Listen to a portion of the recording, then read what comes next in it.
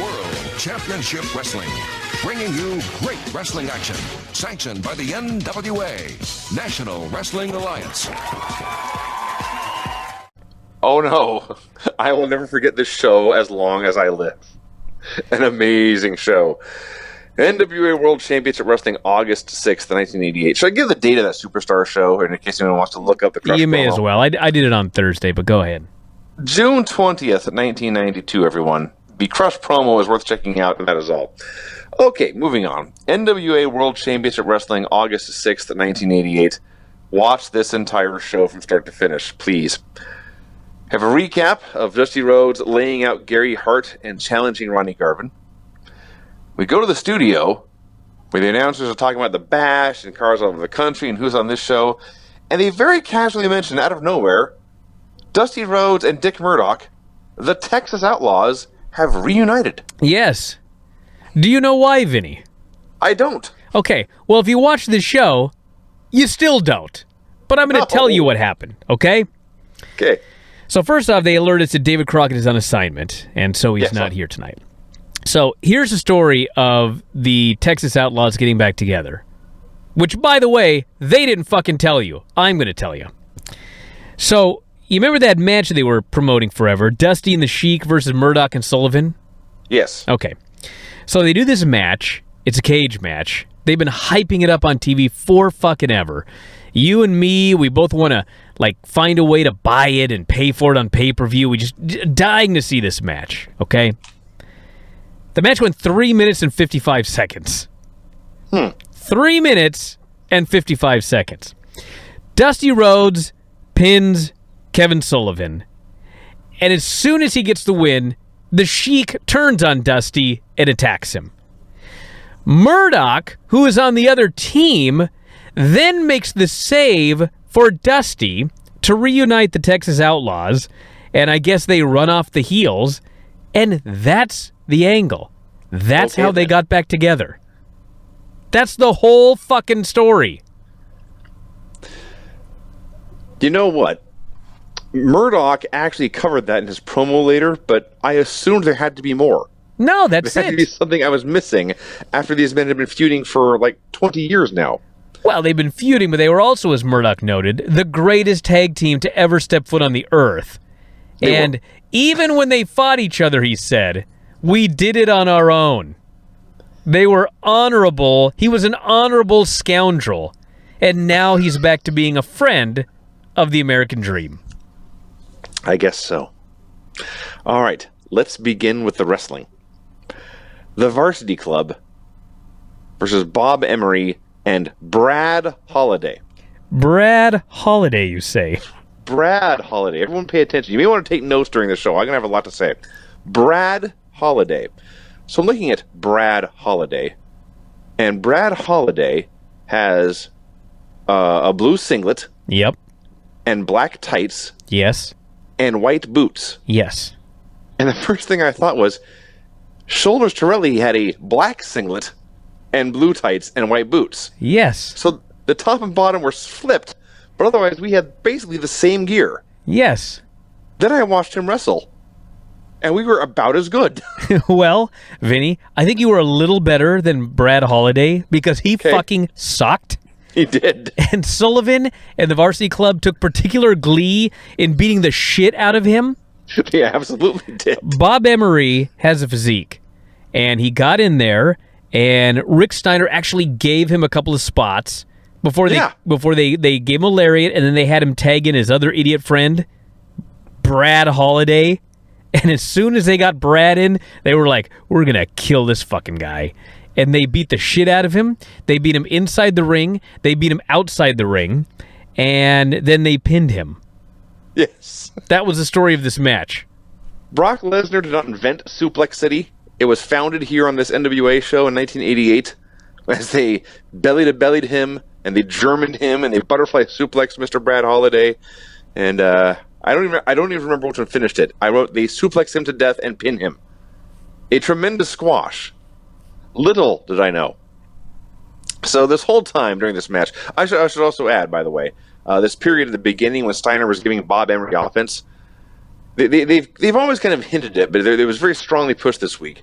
that Rick Steiner is the whipping boy of the varsity club. He's the one they abuse and make fun of, and they bury him constantly. So that path is starting now. The other thing here is that Kevin Sullivan was distracted during this match. He had a note or a letter or some paperwork that he kept glancing towards in his hands and was not paying much attention to the match, except when he had to beat up Brad Holiday. So, which, by the way, trumps everything else. It was the most important thing they had to do today. Then they do a promo, and Rotunda and Steiner start talking about some letter that was sent to some lawyer. It was never established what this letter was or who sent it or what it had to do with anything. Then they started arguing about who was going to defend their title against Dr. Death in Oklahoma, because Steiner is still the Florida champion and insists his belt is more important than Rotunda's TV title. And finally, they start arguing about who did or did not graduate from college, and Sullivan pulls Steiner away, and Rotunda's very confused, but then says something about how he's going to beat Dr. Death, and it's over. Sullivan grabs Steiner and goes, "Not today, dog face," and he drags him off. They were busy arguing about college, and Rotunda's claiming that Steiner never graduated from college, and even if he did, it was Michigan and not Syracuse. And the fans are totally behind Rick Steiner. Like, they've already chosen their side. They laugh at the things that he says. They're into him. They hate Rotunda. Rotunda actually is a great heel. I hated him when he was first in the varsity club. I've turned the corner on this guy. I told you. You were right, Vinny. I will give it to you. You were right about this. The varsity club are awesome. Yes. This was a strange promo, though. Well, sure. They're strange. So they're a very strange crew. There's no doubt about that. But they are distinct characters who have a level of infighting where it's not the kind of infighting where you think they've broken up and you're surprised to see them back together next week. There's just a constant underlying tension between the two. But at the same time, there is no doubt that when they are on the same page, they will beat the fuck out of you. Sounds like us. I suppose it does. Now then, back to the wrestling. The Sheepherders versus Tony Suber and Brett Holiday. Excuse me, Brett Holiday? Now, when this first came up, I thought the graphic guy screwed up, and he put in the name of the guy from the opening match. But then I looked, and it was not the same guy. No. But it was a guy in black and blue gear with white boots. Yes. So let me get this perfectly clear.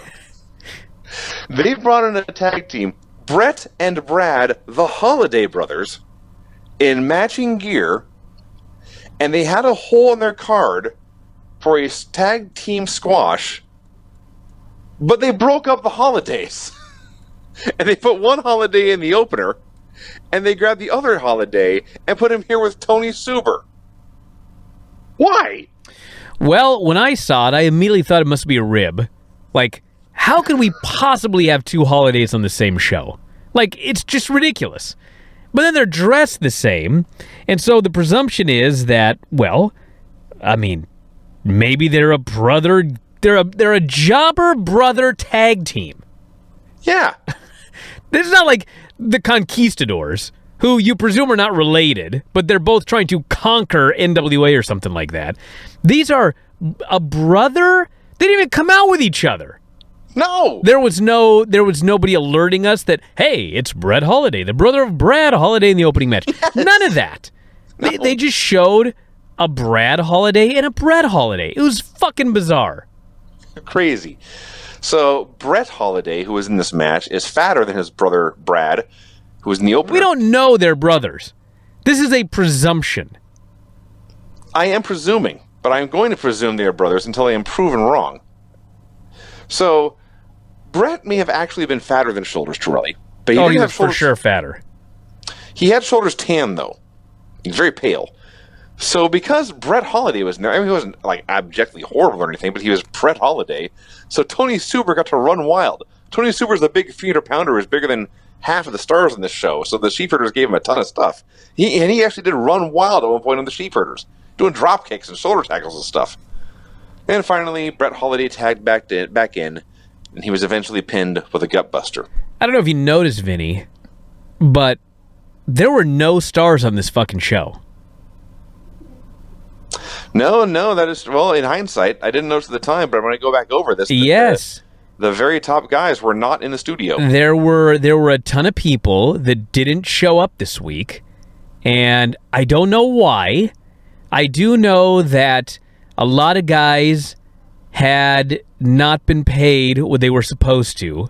Oh. Like shit's going down right now in the NWA. Yeah. For those of you watching in 1988, Robert Gibson quit because I guess he did a week of bashes and got paid $1,100 and was like, fuck this, and he quit.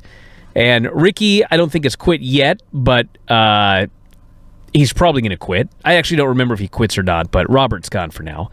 And it was a very, in the Observer this week, Dave just said a bunch of guys didn't show up. And he didn't say why. I don't know why. But, I mean, based on what was going on, I wouldn't be surprised if a bunch of guys were just like, you need to fucking give us our money or we're not coming to the studio today. But one way or the other, a shit ton of guys didn't show up this week. And so what they did was they had jobbers winning fucking matches we're going to get to. They had the fucking Holiday Jobber Brothers working in 2 matches. Like, if you didn't notice, that's pretty impressive. Because... like, they would do interviews with the big stars, but they were all at some other arena taped somewhere else. Like, nobody was there. This explains so much about this show. Because we had a number of guys who had no business being on TV, as we shall get to, being on TV. We had, as you noted, all the stars who did appear. They appeared via pre-taped segments from other shows. Yep. And as you noted, they threw a bunch of jobbers in the ring and had a match, which we shall get to down the line when we get to it.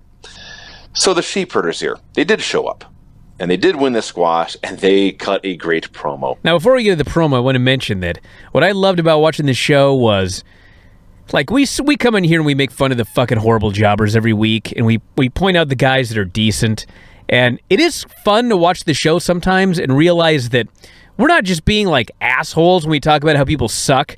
You can watch the show, and, like, the Sheepherders respected Tony Suber. He was a jobber, but they gave him stuff, and then they got him out of the ring, and they beat the shit out of the other guy who sucks. Same thing happened in the opening match. They had respect for Bob Emery. They gave him a couple of things. They had no respect for Brad Holiday. They beat the shit out of him. So we're not wrong here, everybody. We're just telling you what we're seeing. And it's clear by the way that the wrestlers deal with the jobbers, who they think is good and who they think fucking sucks. So the Sheepherders are bloody well completely upset that the Midnight Express are getting a tag team title shot, and they are not. Again, this whole thing with the Midnight Express challenging the Horsemen has changed the perspective for every tag team on the roster. It has shaken things up greatly. The Sheepherders say they have won titles in 38 countries. If they're not getting a title shot, they're going to start crippling and hurting people. A crippling. Excuse me? A crippling. A crippling? Yes. They're not going to be crippling. They're going to start a crippling people. Griffin. I stand corrected. My mistake. They call it the Midnight Express, the Rock and Roll, the Four Horsemen, and they're sure to add, you Yanks are nothing but bloody scumbags and dirt beneath our shoes. You know what I love about the Sheepherders? I love that, like, if you watch the Rock and Roll Express, Ricky does all the talking, and Robert just stands there and looks at the camera, and he doesn't do anything. And Ricky's got to carry the whole thing. The Sheepherders, Luke doesn't talk, but he doesn't just stand there. Like, Butch is cutting this awesome promo, and Luke is standing there, and he's, like, marching in place, and his eyes are wide, and he's showing that he's missing teeth, and he's just being like a crazy man. It's fucking great. He's cackling, he's giggling, he's marching, he's snorting. Every once in a while, he'll repeat something that Butch says. Yes. Butch will say, all you Americans are bloody Yanks, and Luke will yell, bloody Yanks! This is the best act. That's fantastic. And by the way, Rip Morgan, their new flag bearer, a much better fit and a much better character than Johnny Ace. Yes. Johnny Ace sometimes was funny, but in a so horrible it's funny kind of way. Rip Morgan is just a young sheepherder in training. He's not as wacky as they are. He's not as good as they are. He's bigger than they are, but he's down that same the same wacky path that the sheepherders have gone down. So this was awesome. So they finished at a promo, and Jim Ross goes, "Sounds like they spent too much time in the sheep shed." and smells that way too. It's like, what? I understand the smell line, but what the fuck does spending too much time in the sheep shed mean? You'd have to ask the sheep herders, I guess. And they're sheep herders. Where do you think sheep herders spend time? Brad Armstrong versus Joe Cruz. Sucked. It was a bad. Brad Armstrong is so bad at doing squash matches. He has 7,000 arm bars and one with a leg sweep. The highlight, if you want to call it that, was Jim Ross trying to explain why a guy as talented as Brad Armstrong, who has the win-loss record of Brad Armstrong, why he's never had any championship opportunities, if you want to use that phrase, in 1988. He explained Armstrong was getting bad legal advice. Oh. Now, I think he meant like an agent. Or somebody who's not booking him in the proper matches, but it sounded as if he was in trouble with the law. Well, maybe he was. He was wanted in some states. I don't know, but bad legal advice was a strange line. Oh, Kevin Sullivan versus J.C. Wild. If I didn't hate this J.C. Wild idiot enough, and he I believe is the guy that we determined was the worst of all time. Right? Same J.C. Wild? As of a few weeks ago, I believe we said that, yes. Okay. This asshole, God bless him. I'm sure he's a nice guy. But when he showed up in fucking cowboy boots, I was just like, here's my theory about what happened in this match, okay? Did you forget he's worn those before? Apparently I did. Okay. I think what happened is that Kevin Sullivan was in the back, and he saw J.C. Wild putting on cowboy boots, okay? J.C. Wild is a jobber. He's not a star. He's not a fucking cowboy. No. What is he wearing fucking cowboy boots for? I imagine Kevin Sullivan looking over that guy and going right up to the Crocus and going, I want J.C. Wild tonight. And they said, all right, Kevin. And they put the match together. There's no way in watching this match that Sullivan did not request it. He fucked this guy up. He sure did. He beat the shit out of him. He goes over and he picks up it's a giant wooden podium. Not a little thing. But he's a strong man. He picks up this giant fucking podium. He throws it across the studio right at J.C. Wild. Knocks him over with this fucking thing. The referee, Teddy Long, just stands there. They go in the ring. He's giving him a beating. And finally, I get this. Maybe nobody else does. I get it. He went to throw a chop. And J.C. Wild put his hands up. Oh. He put his hands up to block the fucking chop. He still takes the bump, mind you. And Kevin Sullivan looks down at him, and he leaps high in the air, and he gives him a double foot stomp right in the gut. Right in the softest part of the belly as this guy is laying flat. He fucking kills him, and then he stands and puts a boot on him, and he gets the pin. I could have watched this 1,000 times. So Kevin Sullivan... No one was seriously injured, everybody. Nobody was seriously injured. I could watch it 1,000 times. A man was solidly beaten, which is the whole point of professional wrestling. This is how a man gets solidly beaten. I just sat there in the crowd and chanted, "You deserve it." So Kevin Sullivan, when you look at him, he's clearly a very, very thick man. I'm sure when he gets this deadlift and squat and bench are just ridiculously huge. But he's not very tall. And he has these crazy promos, but they're more silly than crazy, as we'll get to right after this. But he comes off... He never comes off as the scariest guy in the world. He's not the Road Warriors. He's not Ronnie Garvin on this show, except for this week. Kevin Sullivan was the scariest human being in the world on this show. You didn't even talk about when he clotheslined J.C. Wild's head off.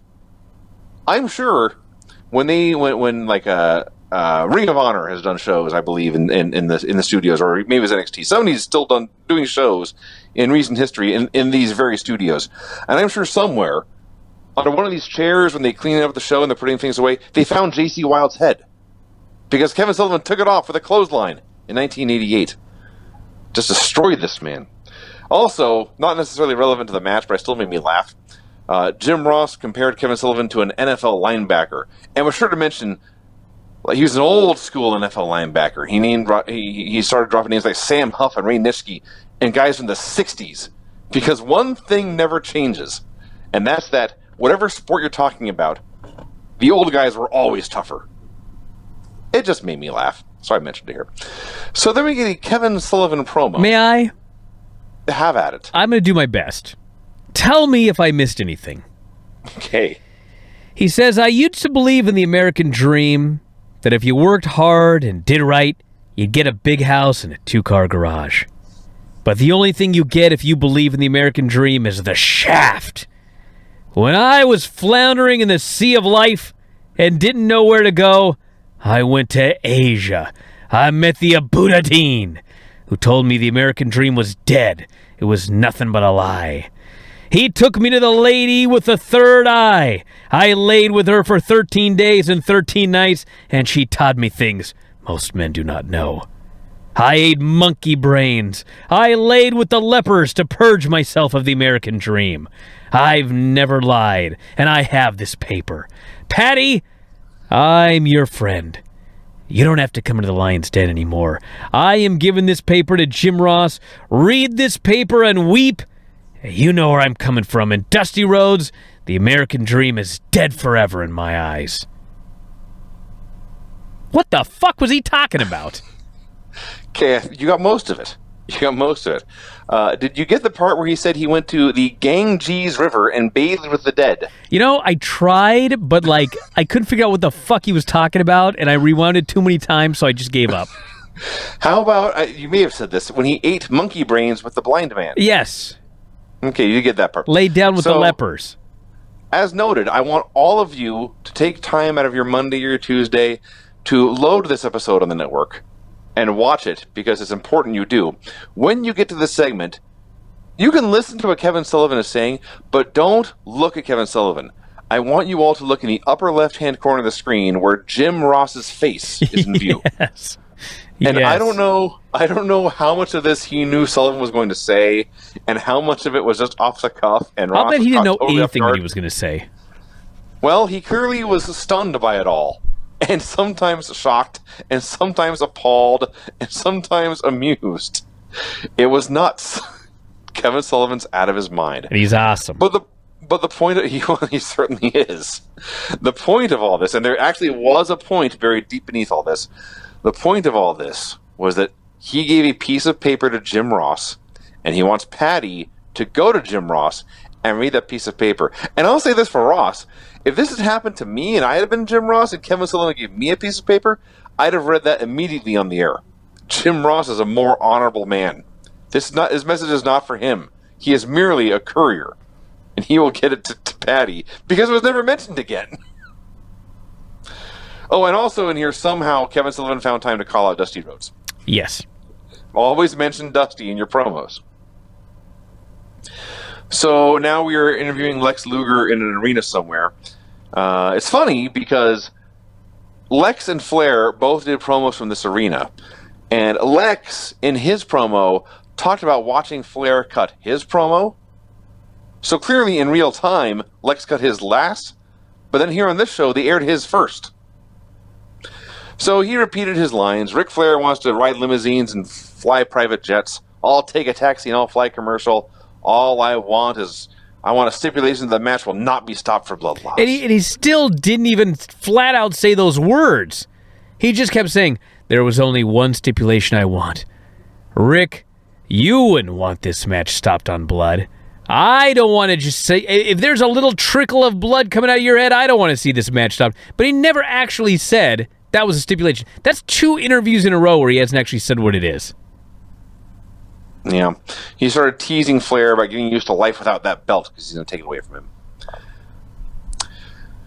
I am not making this up. A tag team match then aired, pitting Tommy Angel and Bob Riddle against Mike Jackson and Curtis Thompson.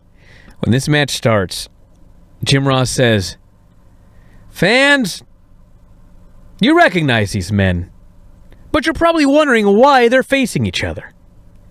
He then spends several minutes explaining that these are young guys who make sacrifices. They toil away in the gymnasium. They're trying to move up the ladder and impress promoters. Mike Jackson here. He is the Alabama Junior Heavyweight Champion. These men, they're just trying to do their best and make their name. Meanwhile, they're having a match that had to have thousands of people had to turn off the television. But it was actually a pretty fun little match. It was a fun TV tag match. Yep, and then at the end, Curtis Thompson, the big jacked up dude who gets his ass kicked every single week on this show. Mike Jackson does a move. He hands it over to Curtis Thompson. Curtis Thompson hits a power slam. Curtis Thompson gets the pin. He is so happy. He jumps in the air. He hugs Mike Jackson. He puts his head in his hands. He cheers and looks up at the sky. I was so happy when this was over. And Ross goes, probably the biggest win of young Curtis Thompson's career. And I was like, no shit. Maybe the only one. But God damn it, you know what? He had a match and he won, and it was great. And they should do this every 4 months. Some jobber should win another match. They've done it before, but they never do anything with it. Tony Suber won a match and there was no follow-up, and the Mulkeys won a match and there was no follow-up. Now Curtis Thompson has won a match, there's no follow-up. Curtis Thompson's probably so happy all these fuckers didn't show up here today. So yes, when this match began, first I was just completely gobsmacked. Then I started to think, because I have seen on the rare occasions something like this airs on an NXT or a SmackDown or whatever, and I'm trying to think, who is the big scary monster that's going to run and kill everyone? Is there a new Russian? Does Sid show up at some point this year? Is Dr. Death doing his heel turn? No, they got 5 minutes to do a tag match. They had a completely non-formulaic for the 1980s U.S. crowd. It was all back and forth. There were no heels. There were no baby faces. It was all action. Mike Jackson God bless these crew, and they weren't bad. Mike Jackson was like Okada at his peak compared to the rest of these guys. They did a fun little tag match. And Thompson, he's always great, but Thompson won with the power slam. The other great part was as they're going over, we talk about how these guys are jobbers every week. They were not jobbers in this match. I'm not just saying that because they won, or some of them won, but the way the announcers were putting these guys over, these men were carpenters.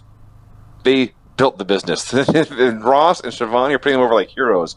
We saw that promo where Lex talked about how Flair flies and he flies. Not these guys. These guys drive, buddy. It was awesome. The Spam Slam of the Week is the Road Warriors hitting a Doomsday device. I swear to God, they've done this one as the Spam Slam of the Week before. Probably 50 times. Probably. Jim Ross interviews... How ironic. I'm in Hawaii. There's spam everywhere here.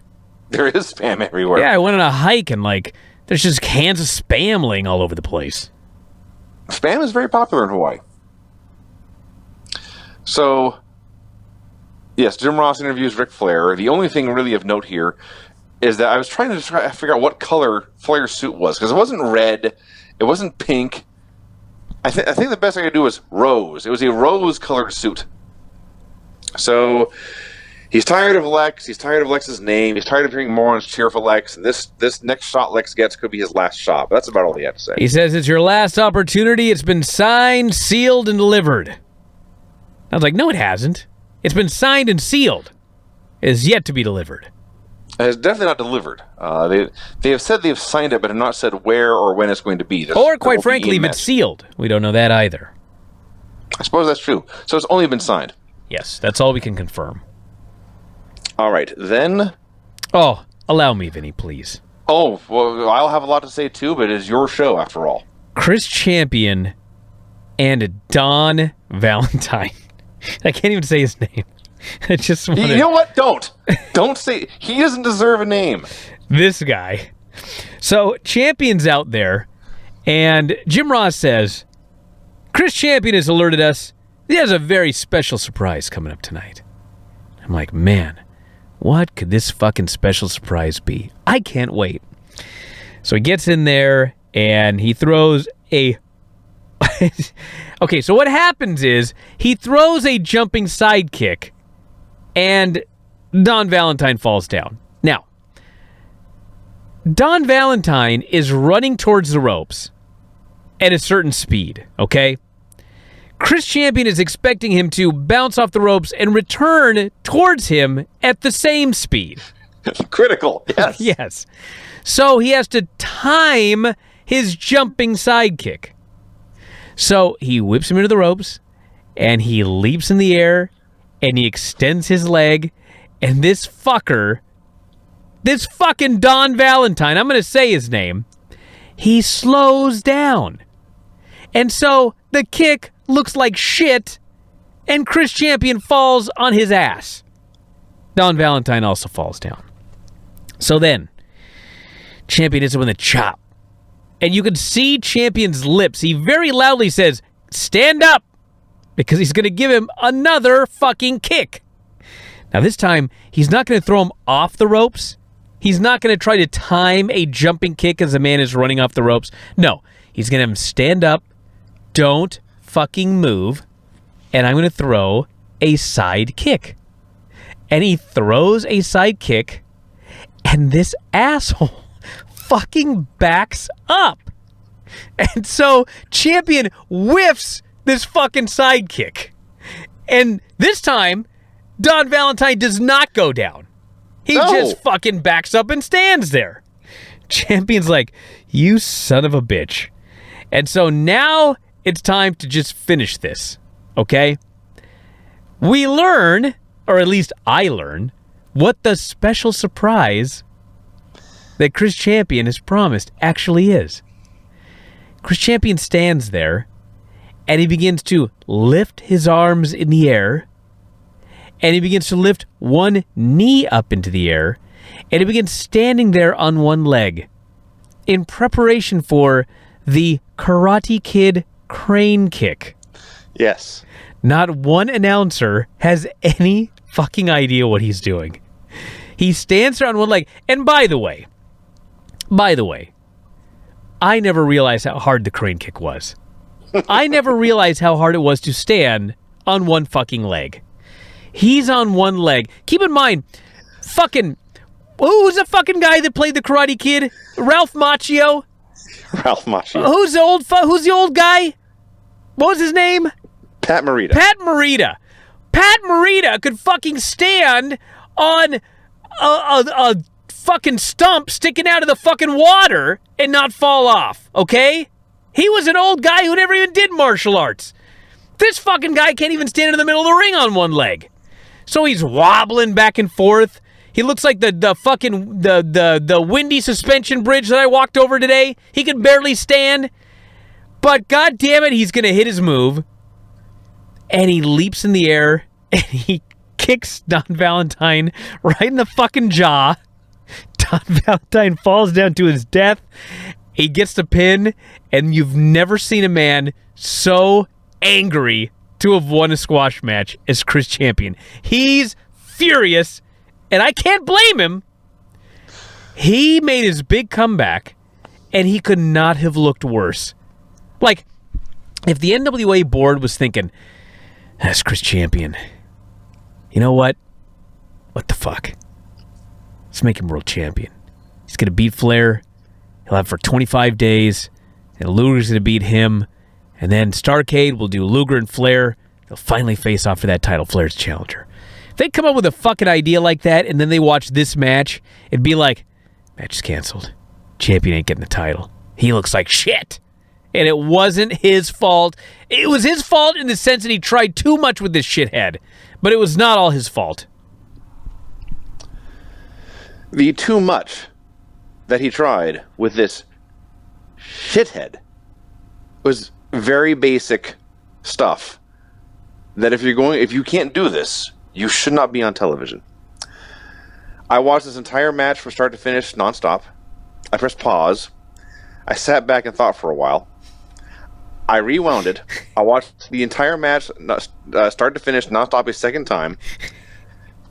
I just let it all sink in. I went back. I made a series of screenshots and GIFs recapping this. This is a 2-minute match that I devoted like an hour of my life to. I could not believe my eyes. Okay, I know I am prone to hyperbole. and I know I exaggerate sometimes. Okay, listen to me, Brian. Don Valentine is the worst professional wrestler I have ever seen. And I don't limit that to national TV or major shows. I include that to guys who showed up to Tim Flower's school to train for one time and quit halfway through and never returned. I once watched a guy in a conditioning drill. The drill was do a crisscross. When Tim shouts your name, you drop down. The other guy runs over you, and you get up and you keep on running. And you take turns doing this. I once witnessed, with my own eyes, in the middle of the drill, one of the guys threw on the brakes, threw his hands in the air, walked out of the building, and never returned. Okay, yes. That guy was a better wrestler than Don Valentine. Don Valentine often appeared to me a consistent effort to sabotage his own shitty squash match. When he got the very first one, the very first thing Champion does is chop him. And Valentine's bump for this chop is to, like, sit down and then put his hand on the mat, right? So then, Champion only did, like, 6 things in this entire 2 minutes, but I remember them all vividly because I watched them so much. Champion goes to whip him in I think it may have even been supposed to be a sidekick, but because it got fucked up, it was supposed to be a drop kick. But because it got fucked up and Champion was trying to levitate, one foot came down and the other came up. So I watched as Don Valentine was pushed into the ropes. He didn't know how to go backwards in the ropes. He didn't know how to go forwards into the ropes. He certainly didn't know how to come off the ropes. He didn't know how to take the drop kick. So this looks horrible. At this point, the fact somebody, I forget who it was, somebody once did something very similar to Road Warrior Hawk. They stopped running on a drop kick, so Hawk fell on his ass like a geek. And Hawk beat the fuck out of them. Because that's what you do when they fuck something up and you look bad as a result. You have to it's your job to make yourself look good and beat the fuck out of them. Champion didn't. Chris Champion must be the most patient man in the world, as this guy repeatedly, over and over, either didn't know how to sell something or just outright refused and made Champion look like the biggest goof over and over and over again. By the end of me sharing my thoughts with the world about how Don Valentine was the worst wrestler I'd ever seen, I provided evidence over and over for how he fucked up everything. Lance Storm, a Canadian man, an entire country known for their patience and kindness, talked about how he didn't understand why Chris Champion wasn't just beating the shit out of this guy. Hurricane Helms, who has been on Lord knows how many shows across the country, across the world, the worst of the worst he's seen, in his rise to the top and his journeys around the world since, he simply said, this was brutal. So by the end, it's 2 minutes in, and I didn't even mention the other chop. Don Valentine gets whipped into the ropes. And as he's coming off the ropes, Chris Champion throws a chop at him. Do you remember, Brian, when I first made my attempt to become a pro wrestler, and we would go to that empty warehouse at night in Tacoma with holes in the walls, holes in the brick walls in this warehouse, but goddammit, there was a ring there. So that's where we would go to train as best I could. And I would get whipped into the ropes, and I come off, and you or Matt Farmer or Nikki Sixx or whoever was there would throw a chop, and I would fall, my back would go down, but instead of throwing my feet in the air, my feet would just keep running. I vaguely remember this. Yeah, okay, that is exactly what Don Valentine did in this. He took a chop like I did when I started. When you were at your worst. At my very worst. So the point is, this guy is on TV doing something that I spent 6 months of my life taking chop after chop after chop, getting beaten and beaten and beaten, busting my ass to avoid doing before they would put me in front of a crowd in county fairs with 12 people watching. Don Valentine's on national goddamn TV taking chops like this. So after 2 minutes of the worst wrestling I have ever seen with my eyeballs, Chris Champion, he has a surprise. He can't not do the crane kick, right? He can't suddenly say, fuck this, I'm just going to small package this guy and go home. He has to deliver the surprise that has been teased. He has to do the crane kick. So he's standing there on one foot, and I can't blame him for wobbling back and forth because he's probably scared shitless about what's going to happen now. And he's thinking, if I don't kick this guy, he probably won't sell this either. So Don Valentine gets up, and he slowly turns around, and Chris Champion has no choice. It's not his fault. He does what he has to do. He kicks this motherfucker right in the fucking jaw. Valentine's head whips back. Oh, he sells this one. He sells this like a gunshot. Chris Champion looks to the announcers. He cannot believe what he has just been through. He makes the cover, and he pins him. I was ruined after this. I don't blame you. My life was gone astray. I didn't know what was going on. I did not take a walk, but I had to turn the show off for a while. I could not believe this. Like, I needed a 20-minute break to come back.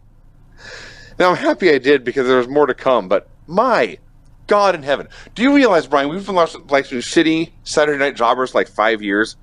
Nothing comes close to Don Valentine. Nope. Dale LaPerouse, on his worst day, could work circles around Don Valentine. J.C. Wild, we said some terrible things about you. We apologize. You're much better than Don Valentine. A new man to set the standard here on this program. I don't know. We have to stop reviewing the show, Brian. We'll never reach these depths again. We thought that about J.C. Wild, Vinny. The worst could still be yet to come. No, this was absolute zero. This was it, man. We'll find out. The bottom of the barrel. Now, then we get to something great. I don't know if I've ever seen two segments back to back so horrible and so awesome. Jim Cornette and Bobby Eaton come out for a promo. And Jim Cornette explains Stan Lane is not here this week because he was sick last week. He got sick last week. He met so many nurses. He's busy this week. He'll be busy for 4 more days. So he talks about the Midnight Express and the Four Horsemen. He says the Four Horsemen have a different lifestyle. They like to ride in limousines. I know that because they rent them from my mom. The Four Horsemen like to go drinking. I know that because Bobby Eaton has helped Arn Anderson stumble home. And they like to chase ladies. I know that because I've seen Tully Blanchard get down on his hands and knees and beg Stan Lane for just one phone number. Now, J.J. Dillon, I know he's a great manager. He used to be a great wrestler, too, in his little boots and his wool trunks. And he, like, as he's about to say this, Shivani, I think, pulls the mic back. He says wool trunks first. So the wool trunks were a thing back in the day. And Cornette says, you're a great manager, J.J. Dillon, but I'm what's happening today. Now, the Four Horsemen, he actually said the Four Horsemen aren't here today. The reason is they got lost. They thought they were reading a road map. They were reading J.J. Dillon's varicose veins. Now, Bobby Eaton, he's going to wrestle this doughboy. And at this point, he points at the ring, and Bobby Eaton looks at what he's pointing at, but we don't see the ring. We just see the two of them. And Cornette keeps on ranting about this doughboy, and as he's ranting, Bobby Eaton looks at the ring, and Bobby Eaton never shows any emotion on these shows. Ever. But he looks at the doughboy he's going to wrestle, and about 3 seconds go by, and Eaton's eyes light up, and he just says, really? So we get Beautiful Bobby versus Gary Phelps, who was, in fact, a doughboy. No one will ever confuse Bobby Eaton with Rick Rude, for example, but look at Gary Phelps, man. That's bad, dude. He was a doughboy. But hey, there's not much to say about this match except for one thing. Sometimes Bobby Eaton will go in there and he'll try and actually have a good match with one of these jobbers. He was not even bothering today. He probably saw the previous match and was like, fuck it, I'm just going to go home. He goes in there, he does a quick match. The only notable thing about this match is that he went up top and he won with the bombs away knee drop. Yes. He never does that move. He does a rocket launcher. He does the big splash. Does the leg drop. Leg drop. Yep, the Alabama Jam. He won with a top rope knee drop. And I think that the reason that he used that move was a tribute to Bruiser Brody, who'd been murdered 2 weeks earlier. Because that was Brody's finish. Yeah. Nobody mentioned it. Nobody said a word. But I watched the finish, and I think that's what that was. So, 2 more things to say about this finish. First of all, as he's about to jump, you can see there's a cable close to him, and Cornette actually says, I hope Bobby doesn't hang himself because that cable is only 22 feet above the ring. So then Bobby jumps, and on the replay, his hair actually did brush against this cable. he made something tragic almost did happen here. But it didn't. He hits the knee drop. He bends over and adjusts Phelps' trunks because they'd slipped a bit. He wins with a foot on the chest, and he leaves. So there you go. Now then, J.J. Dillon's on camera, the only guy in the Four Horsemen who showed up. Now, no one mentioned this, but we often see guys in the show, and they have recently gigged. So they'll have like a clear red line on their forehead or a fresh bandage. I don't know what happened to JJ, because no one talked about it. It appeared that he had tried to gig himself with sandpaper. There was a threshing of his face that had been done, like a field. No one brought it up, but there it was. So he cuts a promo about how he and Cornette have always respected each other, and he's always thought of Cornette as a friend. One time he said, I even visited the Cornettes at their mansion. But it was strange.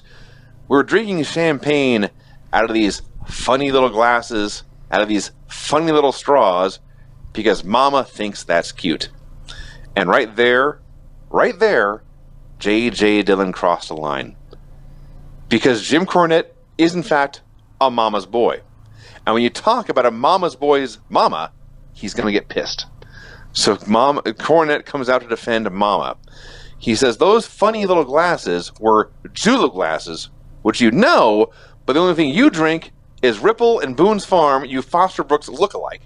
I don't know what half these references are anymore, but I'm sure they're bad. Dillon does a rebuttal. As he's talking, Cornette is like looking at his watch, bored out of his mind by everything JJ has to say. Dillon says, every time we pull up in a limo, it eats your heart out because you arrive in a taxi cab. And every night, when we're in that same locker room, you see Tully Blanchard and Arn Anderson pack their bags. The last thing they pack is those World Tag Team Championship belts that they put them on top of their bags, and you can't stand it. And Cornette says, well, when we beat you guys, when we take your belts, don't worry, you can still put them in that special case. You can carry them around for us. And Dillon warns him, next time when that mismatch finally happens, you should leave that tennis racket at home. Cornette says, well, I think I'll bring that tennis racket because I can't help but notice, JJ, you got a habit of losing your shoes at key points in matches. You'll need the tennis racket as a shoehorn to dig those shoes out of your ears after the Midnight Express stick them in there. This is it, man. It's on. These guys do not like each other. They're pissed. It started off professional. It is now personal. These teams are going to fight. This was awesome. Al Perez beat Rick Allen. It was what it was. Then we got the real good stuff on the show. This was my favorite promo of the whole show, even more so than the ones you just recapped.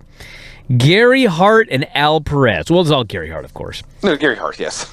So he cuts his promo, and the first thing he says is, if Jim Cornette ever talked to me the way that he talked to J.J. Dillon, I'd take his tennis racket, I'd shove it down his throat. Cornette's a two-bit creep.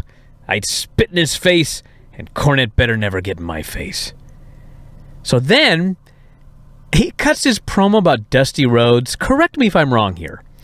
He says Dusty's father beat two men to death with his bare hands in the heel country, and Dusty can no longer show his face in Austin, Texas. That's why he had to move to Allen, Texas. What? That's exactly what he said. That's news to me. Dusty Rhodes was born in Austin, had to move to Allen because his father beat two men to death with his bare hands in the hill country. Oh, the hill? I think it's the heel country. Yes. So then Sullivan shows up. He puts over Al Perez. Sullivan just walks out, and he shakes hands, and he says something about like Mr. Hart. And Hart, his delivery was so perfect. You can call me Gary. Yes. He awesome. Says that Al Perez will be a future heavyweight champion of the world. That's not true. That never happened. Well, no, I did not. Says he's managed by the greatest manager of all time, Mr. Hart. That's when Hart says, you can call me Gary. And Sullivan says the two of us can get rid of Dusty. And Gary says, I think we need to do in Texas, his own state. And the only thing worse than one Texan is two Texans, especially when they're ugly. And he buries him, and then he turns and says, thank you very much for your time, Jim Ross. And off they go. He's such a polite asshole. He is. Also, isn't Al from Texas? I believe so, but from the good part of Texas. I guess so. But yes, this was also phenomenal.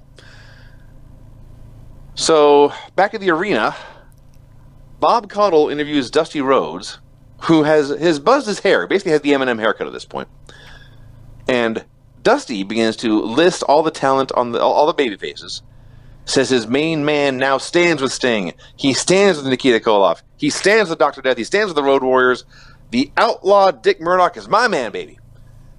And he calls out Gary Hart's men, calls it the Varsity Club, the Midnight Express, the Horsemen. He promises pain, blues, and agony. We then get Dick Murdoch versus a guy. The guy was Trent Knight, and it is a squash match from an arena somewhere. And Trent Knight, well, first off, what happens is Dick Murdoch, who is now a babyface, and Dusty Rhodes, who is a babyface, double team this poor fucking jobber, and they beat his ass. They're double teaming him outside. They're beating the shit out of him. The ref's just standing there letting this all go on. Dick Murdoch hits a brainbuster, pins poor Trent Knight. Dusty hits the ring. They kill this guy further. And I'm watching this going, how in the fuck are these guys baby faces? It'd be one thing if, like, I'm trying to think of some Sullivan. Let's just say that it was Dick Murdoch, Kevin Sullivan. Kevin Sullivan's a dastardly heel. Everybody hates him.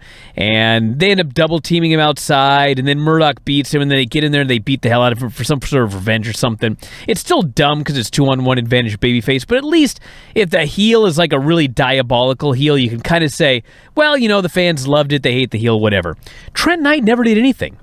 No. He didn't even have a bad squash.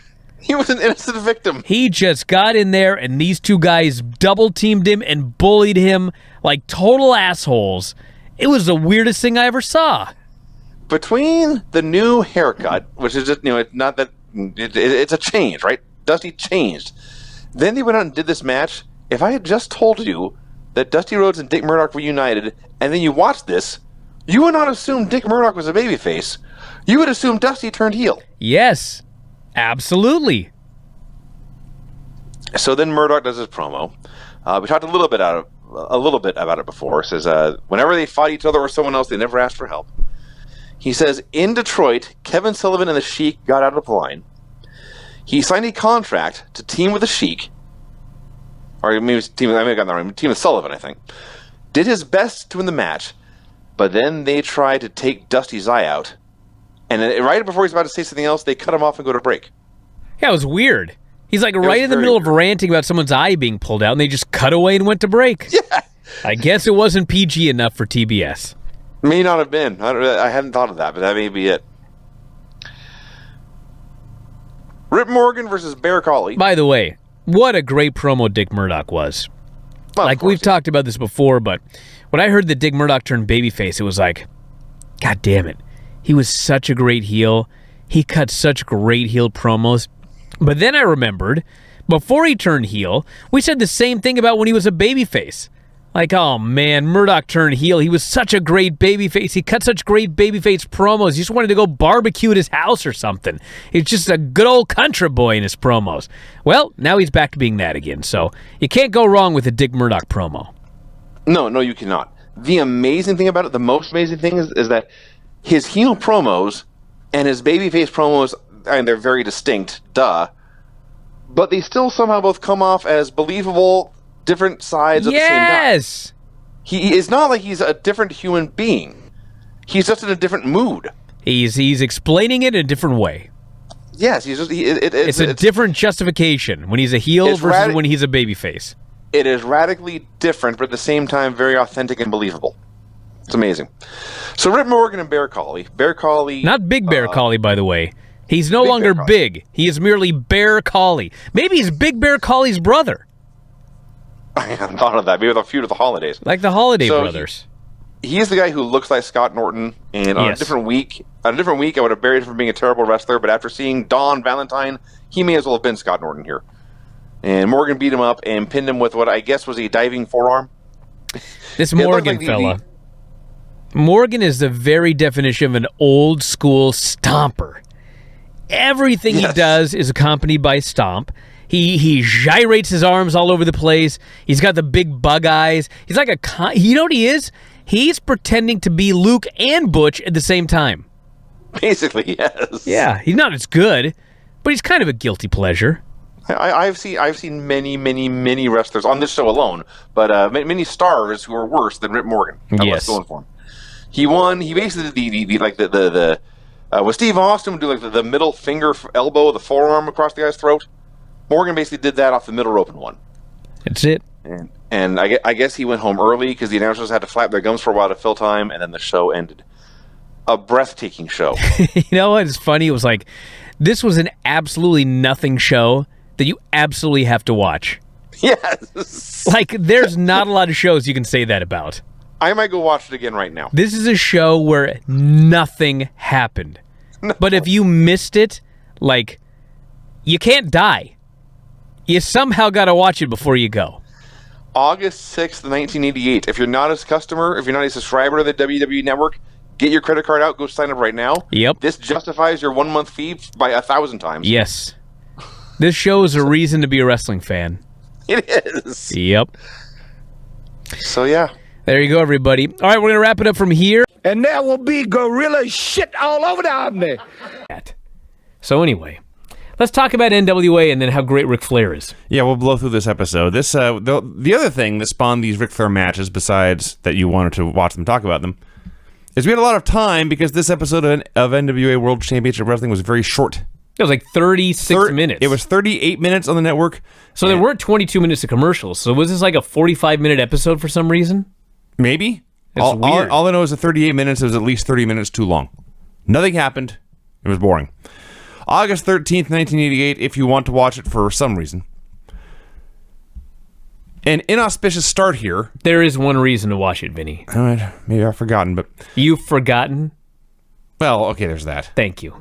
Clips of Brad Armstrong versus Al Perez. This was not worth watching. And it was funny because later in the show, they had I think, who came first? Al Perez? Whoever came out first. Brad Armstrong had a match first, and then Al Perez came out afterwards. And I totally forgot about the opening clip. It's forgettable. And I thought, motherfucker, if these two guys had a match, that's got to be like the most boring match there's ever been. And then it turns out I'd seen clips of that match 20 minutes earlier, and I'd already forgotten about it. So one of the announcers even said, Al Perez and Brad Armstrong is like looking in a mirror. Yeah. It is? Well, I'm not that bored when I look in the mirror.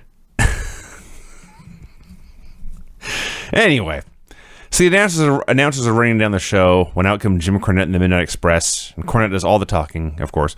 He says he was worried the Four Horsemen would have an advantage in their upcoming tag match because of the Four Horsemen vitamins. Oh. So he raided their bags. He opened the bag of vitamins, found they were all chewable and shaped like Fred and Wilma Flintstone. He made jokes about Arn going bald, Tully Blanchard being out of shape. He said Gary Hart was talking bad about him last week. Well, Gary Hart, you make Grandpa Munster look like a Playgirl centerfold. He mentioned Grandpa Munster because they were doing like the reboot of... Well, that too, but Grandpa Munster also had a monster movie thing Saturday mornings. I see. On TBS. Well, he mentioned that. He mentioned Max Headroom. He talked about Gary, bring Max Headroom and Frito Bandito with you. And he also had a Simply Irresistible reference. Yes. I think this may have been the only time in my life that Cornette was totally up on pop culture. It may have been. I guess maybe he is now, but he likes to talk about the old days. He was talking about the new days here in this promo. I think Max Headroom and Frito Bandito is a reference to Ron Garvin and Al Perez. Could be. I guess. They kind of look like him. I suppose. Ricky Morton in a singles match against... Robert Gibson quit versus Lee Ramsey. It's still Ricky Morton. Got the same music, got the bandanas, rock and roll in his tights. God, I watched this match and I thought, now I want a singles match with Ricky Morton. We had the tag team match. Sure. But man, a singles match with Ricky, he can still go. You just now figured this out? Well, yeah, I mean, I knew that. In 2019, you realized a singles match with Ricky Morton would be good and fun? I thought about it again after watching all those Flair matches. So he took everything, hit a jumping DDT and a top rope body press for the win. And then it was time for the interview. Now, as you noted, Robert Gibson quit. So they need something to do with Ricky Morton. So he's standing there with David Crockett, and David says, Ricky, I want to ask you about your new team with Nikita Koloff. And I thought, okay. Hold on a second. You thought okay? Well, listen. Ricky Morton is teaming with Nikita Koloff. Well, think about this, though. Think about this. I know they're neither doing anything. Neither guy's doing anything. And Yeah. think about this team. Ricky Morton sells forever. The crowd goes crazy. Nikita hits the ring as the Russian Nightmare running wild. Sure, but you can do that with any other person besides Ricky Morton. Also true. It's just such a weird combo. Well, you get the Rock and Russia Express, which apparently no one actually said during this match, this promo, which made me sad. But David asked this question. He asked, tell me about your team with Nikita Koloff. And Ricky immediately says, I want to talk about the singles world title. It's about time Ricky Morton was the heavyweight champion of the world. And then at this point, Nikita does a run-in Yeah. to turn the promo back around Yes. and talk about their tag team. I don't know if it was going into business for himself or Well, what. there was a lot of weird promos by Ricky since they came back. Been a lot of weird promos by Ricky. By the end, they were on the same page. They were going after the tag titles, and Ricky talked about what a great team they'd be. Hey, listen, I'm ready for Ricky Morton versus Ric Flair. Well, they did it a bunch I'd like of to times. see that feud go for about 10 years from this point forward. Fair enough. I mean, they did feud. Yes. It was awesome. Yes. So, anyway, yeah, Ricky and Morton and Nikita Koloff are a tag team. Koloff is there mumbling through his promo. Somehow they get worse every week. And it was like Ricky's gone from one guy who doesn't talk to another guy who can't talk. Maybe that's the other tie-in here. That actually is a great combination. He's going to have to do the promos for comparison. both guys again. Yes. Now this, I assume... Oh, he also adds, by the way, the official team name, Vinny, is Nikita Koloff and Rick Morton. Ah, He's no longer Little Ricky. He's Rick Morton. Rick Morton. Yes. Now I assume this next segment is what you're talking about when you said the one thing we're Are watching. you fucking kidding me? Was there anything else on this show? They should have just shown this match for 45 minutes, and I would have been perfectly satisfied. The Varsity Club had a trios match, taking on the three-man team of Gary Phelps, Rick Allen, and the worst professional wrestler I have ever seen, Don Valentine. So, Vinny, last week, there was another terrible jobber who I've since forgotten, but he was the former worst jobber of all time, but then Don Valentine came along. J.C. Wilde. Might have been J.C. Wilde. And do you remember J.C. Wilde had an absolutely horrific squash match, or whatever it was. I can't even call it a match. But anyway, the very next week, Kevin Sullivan got a match with J.C. Wilde. That's true. And last week, Don Valentine was fucking terrible. And lo and fucking behold, They put him in the ring. Kevin Sullivan and the Varsity Club get to do the match with Don Valentine. Did Rick Allen tag in one time in this match? Here's how it went. Don Valentine started. They tagged in Gary Phelps and did some stuff with him. Yep. Rick Allen tagged in, and Steiner just grabbed him and said, tag in Valentine again. Yes. That was the extent of Rick Allen's action in this match. So they come down to the ring, and Sullivan's coming down, and I just knew he was targeting Don Valentine. I just knew it. And if you watch him, he gets in the ring, and he's got a smile on his face, and he whispers something to Gary Hart. And the bell rings, and he goes right after Don Valentine. Yes. And he beats the shit out of him. He does. He chops the fuck out of him. He slaps him across the face. He throws him outside and gives him a vicious beating on the cement. The boots he's throwing to the back of Don Valentine's head on the floor. As his head is on the floor. On the floor. So there's nowhere for his head to go but into the cement. Yes. Then he tags in Rick Steiner. Rick Steiner, and I thought, now this guy's going to die. But they actually let him tag in Gary Phelps. Well, they did, but first he punched him right in the face. Sure. But once Gary Phelps gets in, like, Kevin Sullivan chops him, but he doesn't beat the hell out of him. No. He works snug. He respects the man enough to just, like, do a squash match with the guy. Yes. And then he's like, get that fucking guy back in here. And they bring this Don Valentine back in, and Sullivan fucking does 4 straight double foot stomps, okay? Now listen. Okay.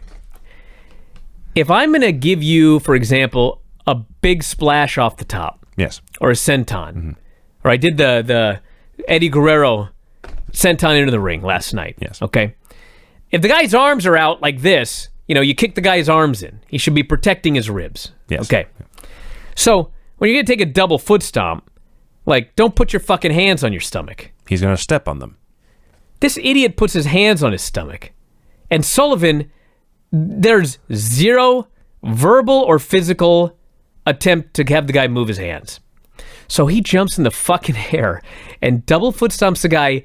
He stumps his fucking fingers into his guts. Yeah. 4 times. Over and over. Okay, the guy's fingers have got to be broken. And his innards just bamboozled. Squash this guy with 4 double foot stomps. He did literally squash him. Yep. And then he tags in Rick Steiner. Rick Steiner grabs this guy, and one of his arms is trapped. So I figure, well, he's going to take him up into the side, and he trapped his arm so the guy doesn't put his fucking arm down and break his arm. Doing the belly to belly. Yes. Easy for me to say. He does not take him to the side. Oh. He traps his arm. He goes straight fucking up into the air, straight fucking down on the guy's head, and he twists at the very last second. It is the shoot belly to belly you've ever seen in your entire life. He drops this guy right on his head. The guy's dead, and he pins him. Okay, now listen. Don Valentine's horrible. It's the fucking worst wrestler I may have ever seen. Even I felt bad for this guy in this match. He's just a guy that he wants to be in the business, and he's training somewhere, and he's just trying to get a break, and he got brought to TV to do some matches with the stars. And they tried to kill him in this match. Do you understand? It started out with just, we're going to stiff him. But then they're like stomping on his head on the cement, and 4 double foot stomps to his guts, and a shoot fucking spike overhead belly-to-belly suplex. They tried to kill this guy. That wasn't right. I felt bad for the guy. But if you want to see a dude get massacred on television, and presumably he lived, we would have heard about it. I don't know if he ever wrestled again. I wouldn't. But if that's what you like out of your wrestling, have I got the match for you? And I do. Well, there you go. I really do. So yes, Kevin Sullivan is stiff with these jobbers every single week. Always beat the hell out of him. Rick Steiner is not always stiff, but when he is stiff, he's absolutely horrifying. The scariest guy in the company. And Rotunda is not nearly... He's much lighter than these guys, but when he has to throw a guy over, he has his amateur background. So between the three of them, every single thing they did to Don Valentine was something that he absolutely had to sell if it was a strike, or he had to go over if it was a suplex. Are we sure that we know that Don Valentine knew that it was fake? This was not. Because by the end of this was not. He went up for nothing. Yeah. I mean, he went up all right. There was a suplex. He's going over. There was a rotunda suplex at one point. Yes. I can't remember what. I think it was just a vertical. Just a butterfly double arm suplex. Yeah, it was a butterfly, and he starts to go, and the guy doesn't go up. Yeah. And so he just drops low, and his hips go out, and he throws his head back, and he managed to get this fucking guy over. I'm not sure this guy knew that it was fake. I think he went in there, and it was a shoot. That actually would explain a lot. It would explain a lot. Especially last week. But, yeah.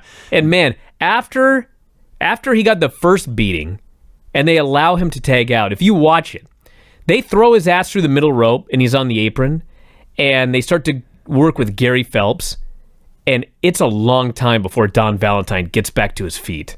And I don't think he was selling. Because it was right after he didn't sell anything. His head was fucking stomped into the cement. Yeah. He was struggling to get back to his feet.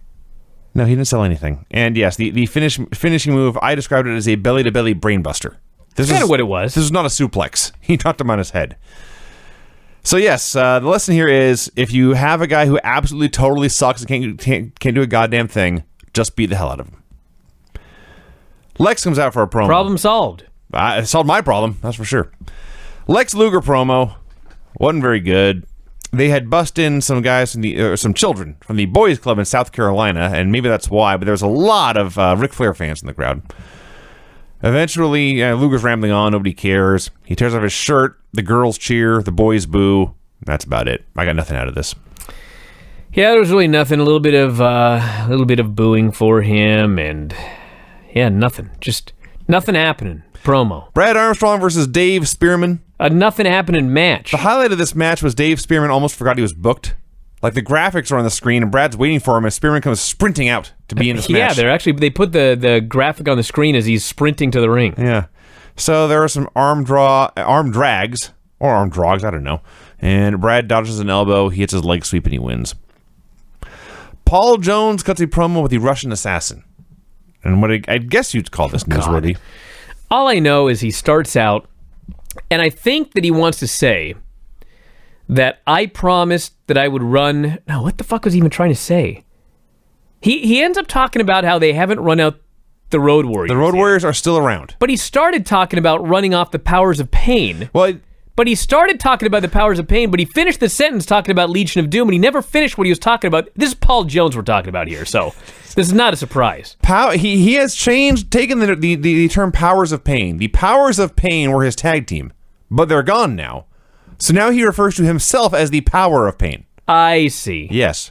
Now, there's a reason he should not have done this, and you've just described why, because it's very confusing. But regardless, yes, he had promised the Road Warriors and Paul Ellering would be gone. They are still around, he must admit. This means there's a problem in his camp.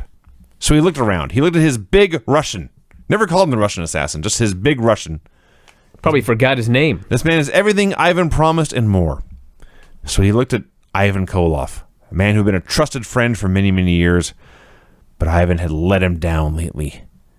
And he told Ivan it's time to shape up or ship out. So he tells Ivan Koloff to shape up or ship out, Yeah. which leads to Ivan Koloff crying. Big horse tears coming out of his eyes. Weeping. Yes. And Ivan admitted he was lacking, but he would soon be a new man. He would meet Paul Jones's expectations.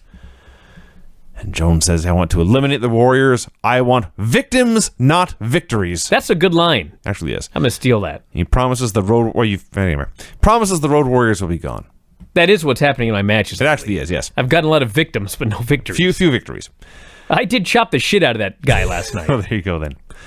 Al Perez beat Max MacGyver with a toe hold. Boring. Gary Hart promo. Okay, this was awesome. This was the other good thing on the show. Forgot about this. This was incredible. This was one of those old school heel promos where you're walking the line. He was walking the line here. Well, he even acknowledged it at one point. So he's out there with Al Perez, and the Texas Outlaws have reunited. So he says, any partner I find to put with Al Perez, they will beat the Texas Outlaws. He says, Dusty Rhodes and Dick Murdoch are a tag team. Dickie Murdoch. Dickie Murdoch once was dancing with Dusty's sister. And he said, now, Dusty's sister is an ugly, ugly woman. She has a butch haircut, he says. It's so butch, she might be... Anyway. Yes. Just something you didn't hear often in the 1980s. Said Murdoch always carried a feed bag with him for his horses, and he put that feed bag over her head when he was dancing with her. Says there's a lot of ugly women in Texas. And if you're in Texas right now and you're mad at me, look at your wife, look at your daughter, you'll know I'm telling the truth. But none of your women are as ugly as Dusty Rhodes' sister. And somewhere in here, he talked about how he had crossed all lines, and if Dusty was any kind of real man, he'd come fight him right now. He also buried his mother. I forget what he said about Dusty's mother. Something about her hair dye job or something. Is something. There's a lot to keep track of among the thousands and thousands of Texan women. So what we know about Dusty's family as a result of Gary Hart is that Dusty has a sister who is hideously ugly. With a butch haircut. And Dickie Murdoch loves to dance with her, but he has to put a feed bag on her head first because she's so ugly. Yes. Dusty's dad died face down in a ditch, if I recall correctly. He said that, but first he had... But he was also wanted, and he had to be run out of the... He had beaten 2 men to death with his bare hands before dying in the ditch. Yes. And as a drunk? Was he a drunk? I forget if he had a drunk. He must have been. Yeah. It's a shame Gary's gone, because Gary Hart writing a book about the Dusty Rhodes family would be awesome. This is already very compelling. It is. I've learned a lot about I want more about Dusty's relatives. The Dusty clan. Yes. The Rhodeses. I also love that he specified it was a feed bag. Yeah, not just a burlap sack. Not just a paper sack or anything like that. I mean, it's a feed bag. Feed bag. Barry Windham versus Curtis Thompson. The most notable thing about the match itself is that Barry's out there in tie-dye pink trunks. Because by using the term feed bag, like animals eat out of a feed bag. Yes. So using that on his sister, she's so ugly, she's like an animal. If you just say a paper bag, it's just like you put your groceries in there. You know what I'm saying? I see. It's more derogatory to use it the feed bag reference. Right. So as Barry is doing this match, Tully and Arn are doing their own live inset promo running down the Midnight Express. It wasn't very good. Arn says something... What are you talking about? Well, their inset promo was incredible. Arn said he has a bad rep in Charlotte for dragging an ugly broad around. Yes. Was that Bobby? Yes. I see. He buries Bobby Eaton. And he says it went over my head. He said, Bobby Eaton looks like an ugly broad, may not have any male hormones. As soon as he says that, Tully fucking loses it. Well, that line was about Cornette. I see. Cornette had no male hormones. Eaton, yes. he says, has too many tendencies to chase women.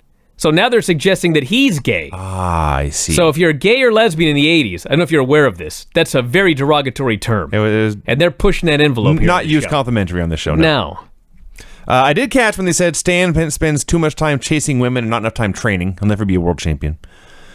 Told him to change your lifestyle, do your own talking because you do your own fighting. And Tully just said that they knew a lot of teams were worried about whether Jim Cornette would be out there cheating or not. It didn't matter to them if Cornette's there or not. They were going to win either way. And Barry won with a claw. Then we get a Barry Windham, J.J. Dillon promo. J.J. says it's quiet out there because Sting is not there this week, and Sting is not there because he's afraid of the claw. And Windham says, a lot of people are afraid of the claw, but I am more than just the Iron Claw. I don't need the claw to win. I know every hold, every counter.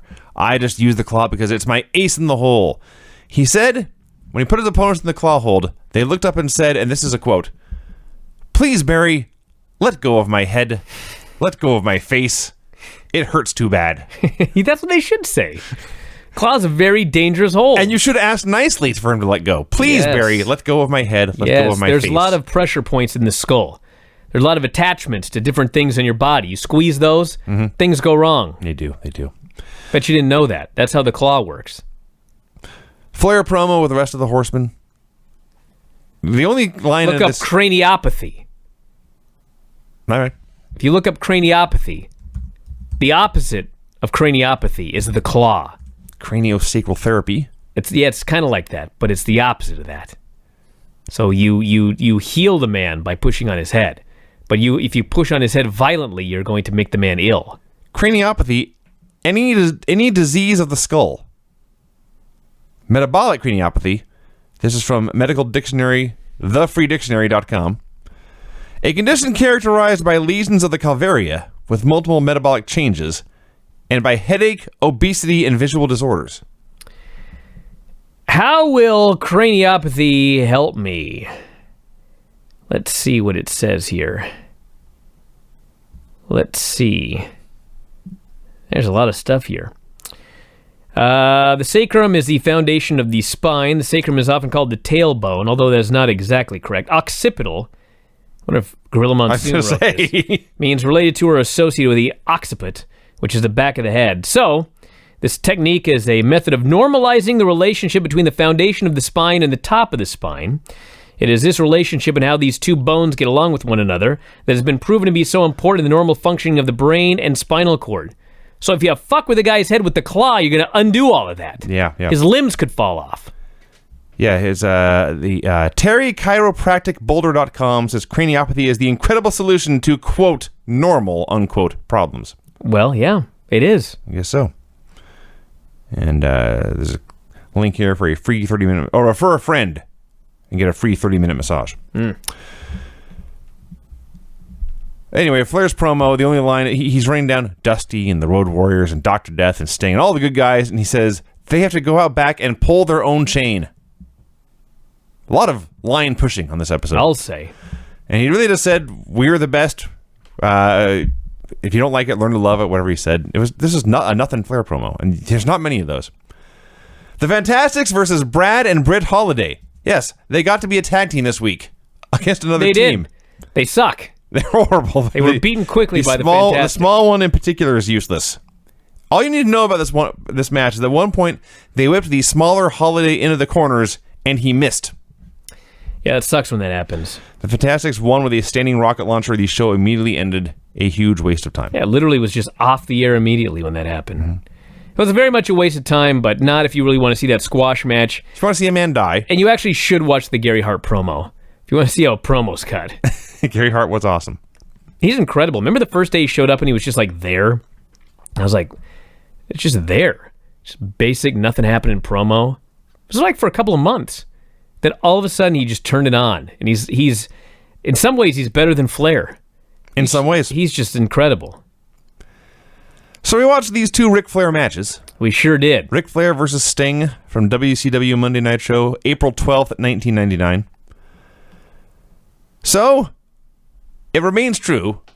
If you've seen one Sting and Flair match, you've seen them all, but you should still see them all because they're all awesome. Well, they're all a little bit different. I mean, there were some spots in here I don't remember from every single match.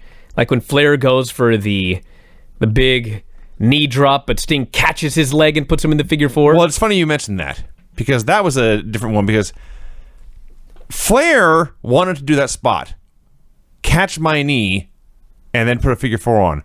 But Sting, having wrestled Flair 7 million other times, wasn't used to a new spot. So what actually happened was Flair went up for the knee drop, thinking Sting would catch it, and then Sting didn't catch it, and so Flair actually dropped his knee on Sting's head. So what date was this again? April 12th, 1999. April 12, 1999. Now, I thought at first, I couldn't imagine Ric Flair would actually stiff someone with a knee drop. I must be confused, and then realized, no, Flair just removed the entire top layer of Sting's face paint. Oh. So he actually hit him with his damn knee. But it's probably Sting's fault. He was supposed to catch it, but he did not. Then immediately Flair tried it again, and Sting caught it and hooked the figure four. There are a lot of press slams, a lot of drop kicks, sunset flip with the trunks pulled down, a lot of chops, a lot of chop no-selling. The part where Flair briefly took over on the outside and threw Sting in and then snuck up on him and threw a chop block. Yes. That was gold. Arn cheating a lot. Nut shots all over the place. The announcers did sound terribly bored. I will say that. What are you talking about? I thought they were great on this show. Have you been watching Nitro? This was back when these two guys were having the time of their lives. Tony was having a great time. Bobby was having a great time. It was the spring of 1999, and so they were on fire. They were on fire. They were about to go. Actually, no. Was this 99? 99. Oh no, they were already on the way down. Spring of whatever that they were on fire, but 98. But yeah, I thought the announcers were still having a lot of fun here. So Arn's cheating like crazy. The place is going crazy for all this cheating. Randy Savage appears, leaves out Arn, leaves, and then Flair goes for a suplex, which has already failed once, and Sting reverses it into the death drop and makes a cover. And Charles Robinson, the crooked heel ref, does not want to count, but ultimately has no choice because Ric Flair is dead. And after a long delay, he drops and counts 3, and Sting wins. And then for good measure, Arn attacks Sting, and Sting puts him in the Scorpion as well. You know what's weird is every once in a while, WCW knew what they were doing and knew how to make fans happy. I couldn't figure out why. Like, why do we not review this, or why do I not remember this match? And I'm looking through my notes here. The only thing I remembered about this was that this is the area where Sting was wearing white spats on his boots. Yeah, it was very strange looking. There's a reason he stopped. Well, I mean, one of the deals with this match was the announcers talk about how Sting had been mostly in the rafters lately. So he had not been wrestling regularly. And, I mean, if you watch it, Flair carried him for 20 minutes. Yeah. All the way through this match, and he made it all the way through. So that was quite the performance by Flair. Why can't I find this review? What's the date again? April 12th, 1999. April 12, 1999. Am I looking at August? That's August. There we go. So, April 9, you say. This must be it. So April 10, I wrote this. You know what's funny is I type in Sting white spats, and nothing Sting-related comes up, but a lot of Fight Factory links come up, including your tights. My tights? The red ones you wear? Oh, yeah. Or something very close to it anyway. All right, here we go. Flair versus Sting. Okay, where are you looking? My own notes. Oh, okay. It was a very good match and a lot of fun. Place was going nuts. Arn hit the apron. I literally just recapped it. All I wrote was a very good match and a lot of fun. What was I doing that day? Was I not paying attention? I don't know what to tell you, man. This match was unbelievable. I loved this match. Do you actually have all your notes saved on your computer? Or Yeah, I can, and they're searchable too. Impressive. Wow. I can find anything, dude. I'm a professional. I delete mine every week. No, I'm a pro. It's Google Docs. Huh. Then it's all saved forever. I see. Yeah, you know how much space I've got in Google Docs? How much space do you have in Google Docs? You'd be astounded at how much I could write. Now until the rest of my life. I've got 63 gigs of 2 terabytes. Oh, you have a lot of space left. So I got a lot of stuff I could write on there. That's a lot of Ric Flair matches to watch. I got like every report I've written, and God only knows how long. I should put it together into a giant book. They actually should. If you want my notes from all these wacky shows. It would take 10 minutes to put it together, and you could sell it for $10. It's not going to take 10 minutes, dude. They're all separate files. Oh, That is different then. Yeah. I have to find some fella to do it. So anyway, I really liked this match, and thought it was great. So then we watched another great match. Ric Flair versus Mr. Perfect from WWF Monday Night Raw, January 25th, 1993. So as noted, totally different. Very Because different. it did involve Sting. There was no Sting anywhere to be seen. So I forget exactly how they set it up, but as I recall, Flair and Perfect had been feuding, and then they announced this match with 1 week's build. Yes. And it was loser leaves WWF because, well, Flair had... He was leaving the WWF. Yeah, Flair had done everything he wanted to do. He wanted to go back to WCW, and Vince said, I have done everything I need to do with you. You can go back to WCW. So they did this match. You know what I thought about this match? It was probably the same with the Sting match as well, but this one, it really struck me.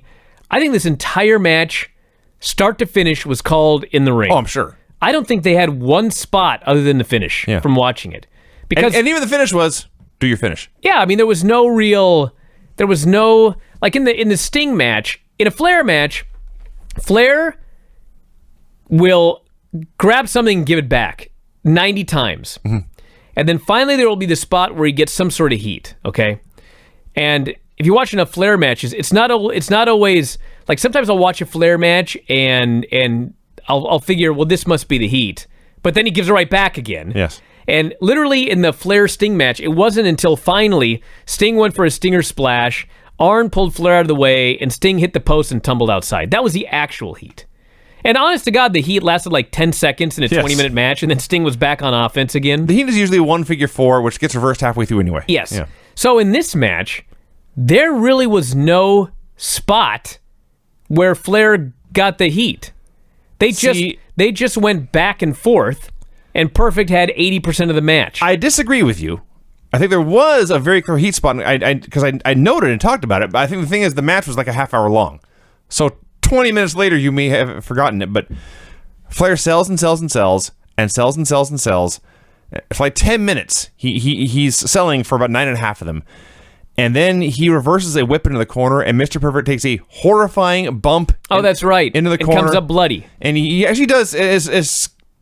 This did not go the way Perfect intended. I don't know if he Actually, I think it did. It's Mr. Perfect. Well, he took a lot of goofy bumps. This was a very goofy bump, and he came out upside down and head first into the post and upside down to the floor and comes up bleeding. So, yeah. And then Flair actually took over. But for even a while. that, he took over for like nothing. And they did Hennig go back and forth a lot fighting after that. back with blood all over the place. Yes. Kurt Hennig is like, he was a heel for most of his career. Yeah. But goddamn, was he a great babyface. He was. It was still very weird. Well, if you want, the very first spot they did was Flair puts on a headlock and Perfect shoots him off, but he makes sure to also pull Flair's hair. Yeah. Because at the end of the day, It's still Mr. Perfect. He's an asshole. Yes. He's just the good guy in this feud. He is the heroic asshole. Yes. So, first of all, and like even before the match, if you've never seen the very first episodes of Monday Night Raw, if you were a modern wrestling fan, you've never seen the 1993 episodes of Raw, just load up any one of them and look at Monday Night Raw at the Grand Ballroom at the Manhattan Center. It's a cool building. It's cool. It's small. It's tiny little thing. ghetto by today's standards. Yes. And it's a weird crowd reaction because by the end, they were all on their feet. And they were on their feet for this match and very, very much into it, but they were also silent. Yeah. They weren't cheering for the guy. They would react to the big moves, but it was rapt attention more than anything else. So Rob Bartlett's on commentary. Oh, God. Thankfully, he said almost nothing. It's amazing. But the one, like, he said like three things. The first thing he said, these are all off the top of my head. This tells you what an impact they made on me. The first thing is Flair does a Flair flop, and he goes, "What was that?" Didn't even know what a Flair flop was. No. And Vince has to explain a delayed reaction. The second thing he said was Flair poked his eyes. Yes, this is the one I remember. And Bartlett's very upset that you could take an eye out with that. Don't do that, he says. You'll put somebody's eye out. Yes. Thinking he's being funny, when in fact it's the point of the move. That is the point of the move. Yes. And the third thing he says is at the very end of the match, Vince goes, "Rob Bartlett, you've been really quiet." And Rob just goes, "I've never seen anything like this. They're beating the hell out of each other." That was literally his entire commentary here. Yeah. So Heenan on commentary is, of course, all pro Ric Flair. At one point early in the match, Flair bails for the 50th time. and he goes over by Heenan. Heenan's going to whisper some advice. Yes. And then Heenan opens up his jacket, and he's got a fucking hammer. This hammer is the size of, like, Thor's mallet. Yeah. It's the biggest fucking hammer you've ever seen. And Heenan flashes at him, and then he closes his jacket again, like to let Flair know, if you really need this fucking mallet, it's bigger than... It was like Hunter's sledgehammer had nothing on this fucking giant I hammer. think he actually picked up the ring bell hammer and put it in his jacket. That's a big hammer. that looked like it'd break the ring bell. But that was awesome. So he had that ready to go in case Flair needed it. So yes, Perfect is flopping all over the place, bumping like mad. A lot of long submission holds that you don't see anymore in wrestling. Mainly, the UFC has kind of killed the raise the hand 3 times spot. But there's a long figure 4, a long sleeper by both guys. The best is Flair has this very long sleeper on, and eventually Perfect almost goes out, and the ref drops the arm once, and it drops. And he raises Perfect's arm twice, and it drops. And he raises Perfect's arm a 3rd time, the arm stays up, and Perfect fires up.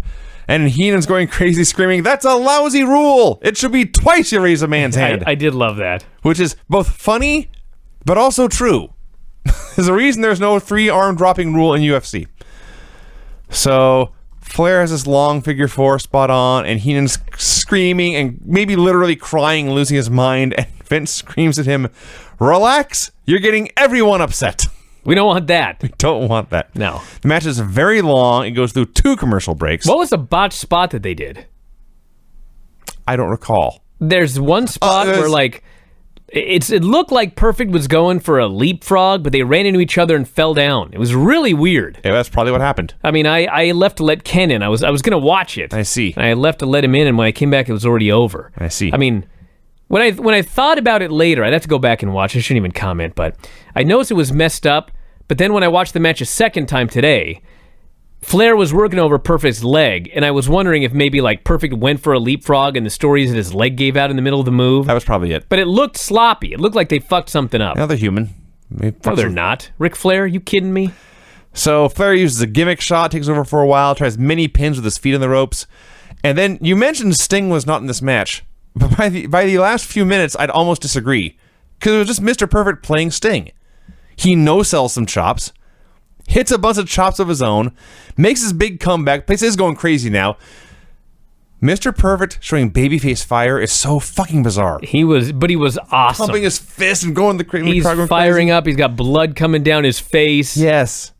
And they go back and forth a bit. They do a couple counters, and Perfect is the perfect plex out of nowhere and wins. Flair kicks out at 3.1.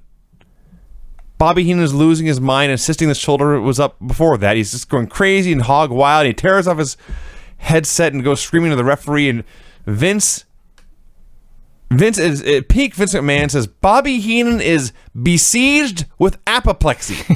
I cried with laughter. You know what's amazing? Vince's commentators in 2019 are all horrible. Yes, but they're horrible in large part because they're repeating what he says. But no one can say except Vince. Yes, when he says it, it's awesome. Yes. When anyone else tries to be Vince, it sucks. Yes. So it's a hell of a match in an era when Monday Night Raw was still mostly squashes. That's the other thing you got to keep in mind. This is not the Raw of the Monday Night Wars of 2019 where there's stars in every event. Raw in the early 90s was still mostly squashes. And you might see like Hacksaw Duggan and, I don't know, King Kong Bundy in a main event or something. So Flair versus Perfect, loser leaves town, giving it their all was a special thing in these days. Now, the other weirdest part about all this is, even Vince calls this the biggest win of Mr. Perfect's career, and it may actually have been. So you got babyface Mr. Perfect. I remember he turned the Survivor Series because Warrior left. Yep. He's been feuding with Flair since then. He beats him here to send the guy packing. He beats Ric Flair in a loser leaves the promotion match. Legit. Flair actually left the promotion. Mm-hmm. What do they do with him? I have zero memory of babyface Mr. Perfect after this. I feel like he was back on commentary pretty soon. Did his back give out after that? His back gave out in 91. Because this is after the Flair or the it was the Bret Hart SummerSlam. Yeah, his back was already a mess. So maybe he just had one more great match in him. And obviously he's wrestling on Nitro in 2000, so he's not totally dead. But yeah, I have zero memory of babyface Mr. Perfect the rest of 1993. So he retired Ric Flair, And then he went on to feud with the debuting Lex Luger. And that I'm sure was something else. And then he's just doing stuff like qualifies for King of the Ring, beating Doink. And then he disappears for a while and comes back at WrestleMania. So, not a lot. No. They needed a guy, and maybe Flair got to choose the guy. That's possible. That's possible. But anyway, the other thing I noted here is Mr. Perfect's music tape is going bad. Because they didn't have DVDs or MP3s or they had CDs. a tape. It was an actual cassette tape. Yes. And it's going bad. So hopefully they can fix that sometime soon. Yep, loved this match. Thought it was great. If you want to know one thing, what's one thing you can get out of this match that's different from other Ric Flair Mr. Perfect matches? Like if you want to watch one great thing about it, it is the intensity of both men before the bell rings. Yes. They are selling this like it is among the biggest matches of their entire careers. Mm-hmm. Even Vince says, I think they're being too tentative. Yes. He wants more action. Like after the bell rings, there's a few of them, very long stare downs. Yeah, because they know if they mess something up, they have to leave WWE. Yes. And it starts slow and it starts tentative, and Vince is impatient. Yes. But that was how the match built, and by the end, the people were into it. But even that made it better. Even though I think Vince was legit a little upset at Ric Flair and Mr. Perfect being so methodical, Heenan is there to play the other side of the coin and say, no. It's so important, they can't afford to make a mistake. Which made the whole thing feel more believable and authentic, like an actual sporting event. Which, what a concept. The other thing that I liked about it is... the more we talk about this match, the more I like it. This match was awesome. It was unbelievable. Yes. So, the other thing I liked about it was, here is a big difference between Mr. Perfect and Sting when they do a Flair match, okay? Mm-hmm. Sting's character is Superman. Right. Superman is always played by a handsome man. Sure. You know what I mean? He's got the little curl in the front and no facial hair. Always clean cut. Handsome guy. Yes. You know what I'm saying? So, Sting plays Superman. He's got paint on and everything like that, but like you chop him a few times and he's Superman. Mr. Perfect is just an ugly motherfucker. You know what I'm saying? So when you chop Sting just puffs his chest out and Flair knows, oh my God, like he's invincible right now. I have no kryptonite. He's all fucking scared. At the end of this match, he fucking throws a chop at Mr. Perfect, and Mr. Perfect just, I can't even describe his face. He looks like the Axe. It's not like I hit Superman. It's like I hit a big, tough motherfucker who's going to beat the shit out of me. Yeah. You know what I mean? Superman's going to save the day. The Axe is going to beat the shit out of you. There's two different things. You know what I'm saying? Yes. Like, what was we were just talking about this the other day. Oh, it was the Acolytes. Like, we don't get paid to beat people up. We get paid to protect people. Sure. That's Superman. He gets paid. He's a protector. He's a protector. Yes. The Axe is not a protector. No. The Axe is a killer. So yeah, I fucking loved it. Perfect is just such a fucking great babyface. It's just great. It's a better heel. He's a much better heel. But that's like back in the day, like, I don't know. Just be an extension of yourself. I just picture... Because Kurt Hennig is not a superhero. I picture Bayley, if she ever turned heel. Like, it's just not going to work. You don't say. They're going to write the same stupid heel dialogue they write for everybody else. She's going to bury a sports team. She's going to call out some woman for whatever. It's just going to be whatever. Like, back then, you could be a heel or a babyface, and you could be great at either if you were great. Like, you just understood. If you were a great heel, you knew what it meant to be a great babyface. And if you were a great babyface, you understood what it meant to be a great heel. And it's not just yelling at people or fucking clapping your hands. Right. So, God, Hennig was great. Anyway, that's the reviews. Good thing we didn't watch more. I've been here all night. Watch Ric Flair, everybody. Especially if you're a young wrestler today. Watch Ric Flair. Watch him get the most out of everything. Yes. Out of every single thing he does. He's the best. You're gonna be mine all night long. So if you want to follow along, what date is it, Vinny? The date, Bryan, is August 20th, 1988. Excellent reporting, Vince. Why, thank you, sir. The show was kind of boring. It was long. It had its moments, but this was a good 1 hour show stretched over 2 hours. Yeah, you can always tell the long shows when Brad Armstrong's out there for 20 minutes doing a prelim match. That didn't help. That kind of killed me there. The most interesting stuff is actually happening off-screen, as this is the week where everybody was expecting the company to be sold. And it is being sold imminently, so Ted Turner's about to take over, and then things change. So that's a big story. Ron Garvin quit right after turning heel. He'll be showing up soon in WWF as Rugged Ronnie Garvin. Ronnie Garvin. And they will do nothing with him. Yes. And Tim Horner quit. Oh, no. I was unaware Tim Horner was even there, and I'm not sad that he quit. And amazingly, I can't remember who it was. Might have been Rotundo. But, like, he was feuding with one of the Varsity Club over the title, believe it or not. Say what now? Yeah, Tim Horner. On the road and everything. I see. But he quit. Okay. And then the show opened up with Kevin Sullivan and Al Perez trying to choke the life out of Brad Armstrong. We never found out who, what, when, where, or why. No, that's all the information. And then, when the show was over, we watched the first few minutes of next week's show, and Kevin Sullivan and Al Perez were trying to choke the life out of Brad Armstrong. They showed the same footage again. They did. What? I don't know. But yes, let's keep this in mind, everyone. The show opens with clips of Al Perez taking a steel chain, putting it around the neck of Brad Armstrong, and attempting to choke him to death. The announcers flat out said he was trying to choke the life Yes. out of Brad Armstrong. Sounds like a felony. Just set that aside. Yes. So we go to the announcers. It's Tony Schiavone, Jim Ross, and David Crockett.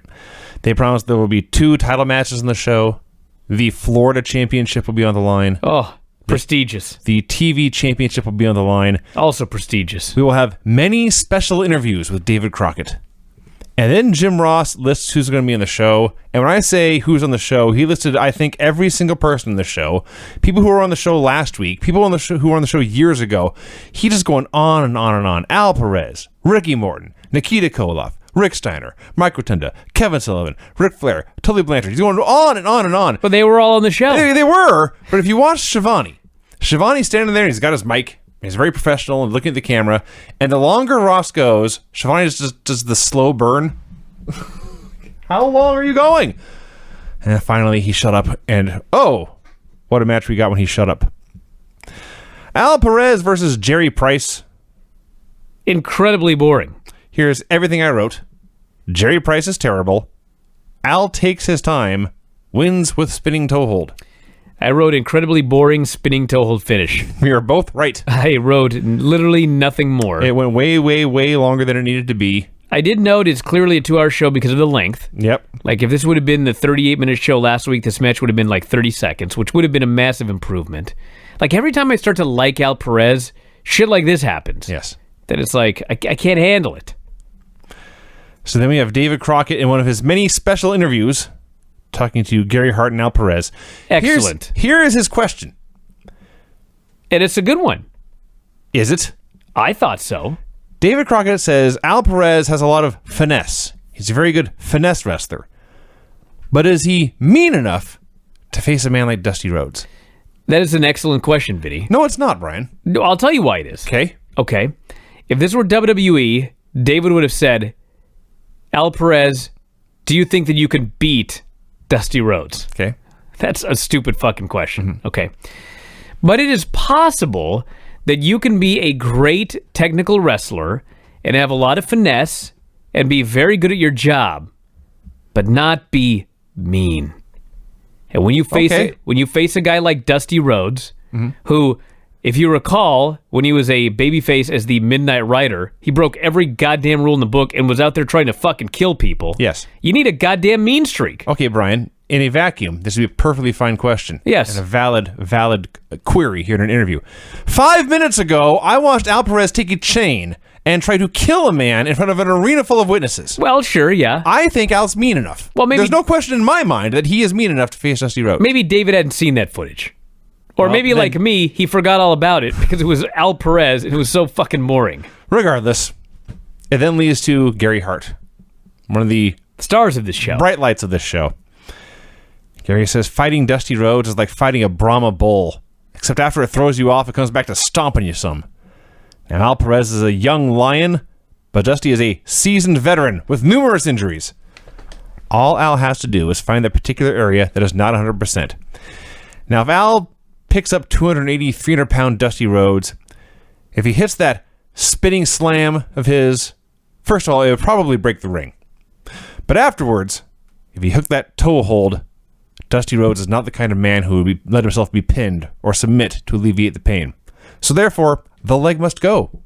The leg, the cartilage, the tendon, something's got to go. There's only 3 options. Yes. You get pinned, you give up, or you have your leg destroyed. Yeah. Now, before this year is over, he, J.J. Dillon, Kevin Sullivan, maybe some other people, we will make sure Dusty Rhodes is done in the business. And he addresses Dusty. Dusty won't come out to face him. Says, I don't know what else I have to do. Maybe I need to slap your ugly wife. I have insulted your daddy. I've insulted your mama. I didn't insult your sister. I just told the truth about her. But as far as I can tell, Dusty Rhodes, you may not have lost your belly, but you've lost your guts.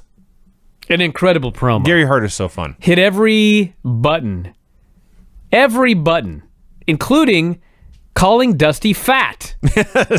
I mean, he got them all in there. And Dusty still won't come out and face Al Perez. I mean, I don't blame the guy. Dusty's been gone for weeks. Yeah. I I wouldn't be itching for a match with Al Perez either at this rate. Texas Outlaws reunited, and he's been vanished since then. The Fantastics then faced a team whose name I am not making up. The Menace and Jim Boss. All right, I got to talk a little about Jim Boss. Please. First off, his name is Jim Boss. Jim Boss. Jim Boss. Not Jimmy Boss. Not even James Boss. No, Jim Boss. Jim Boss. Like you go to the gym. Yes. He's the Jim Boss. He's the Jim Boss. So the Jim Boss is out here. It's spelled J-I-M, by the way, everybody. But it's Jim Boss. Sure. He's out there, and he is wearing this incredible...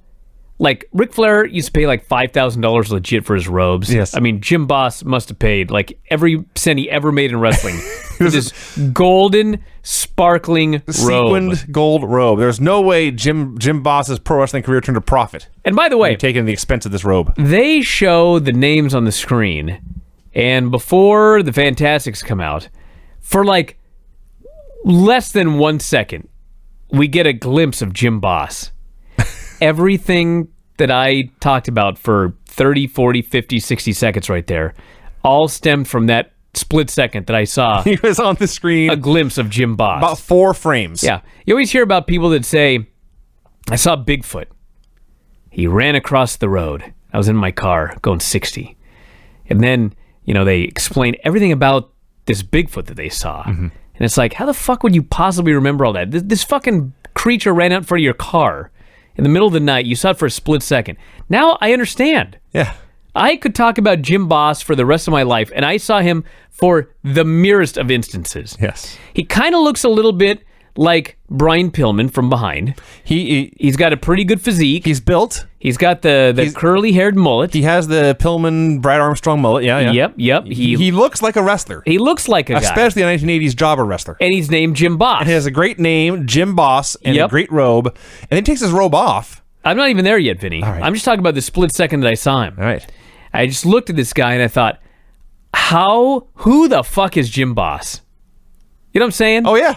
Like, how have we never heard of Jim Boss before? He must be somebody. He must have achieved something. This is a lesson for everybody listening to this that wants to be a pro wrestler.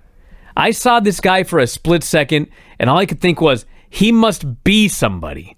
Jim Boss. If you combined Al Perez and Jim Boss, you'd have one hell of a pro wrestler. You sure would. Yeah.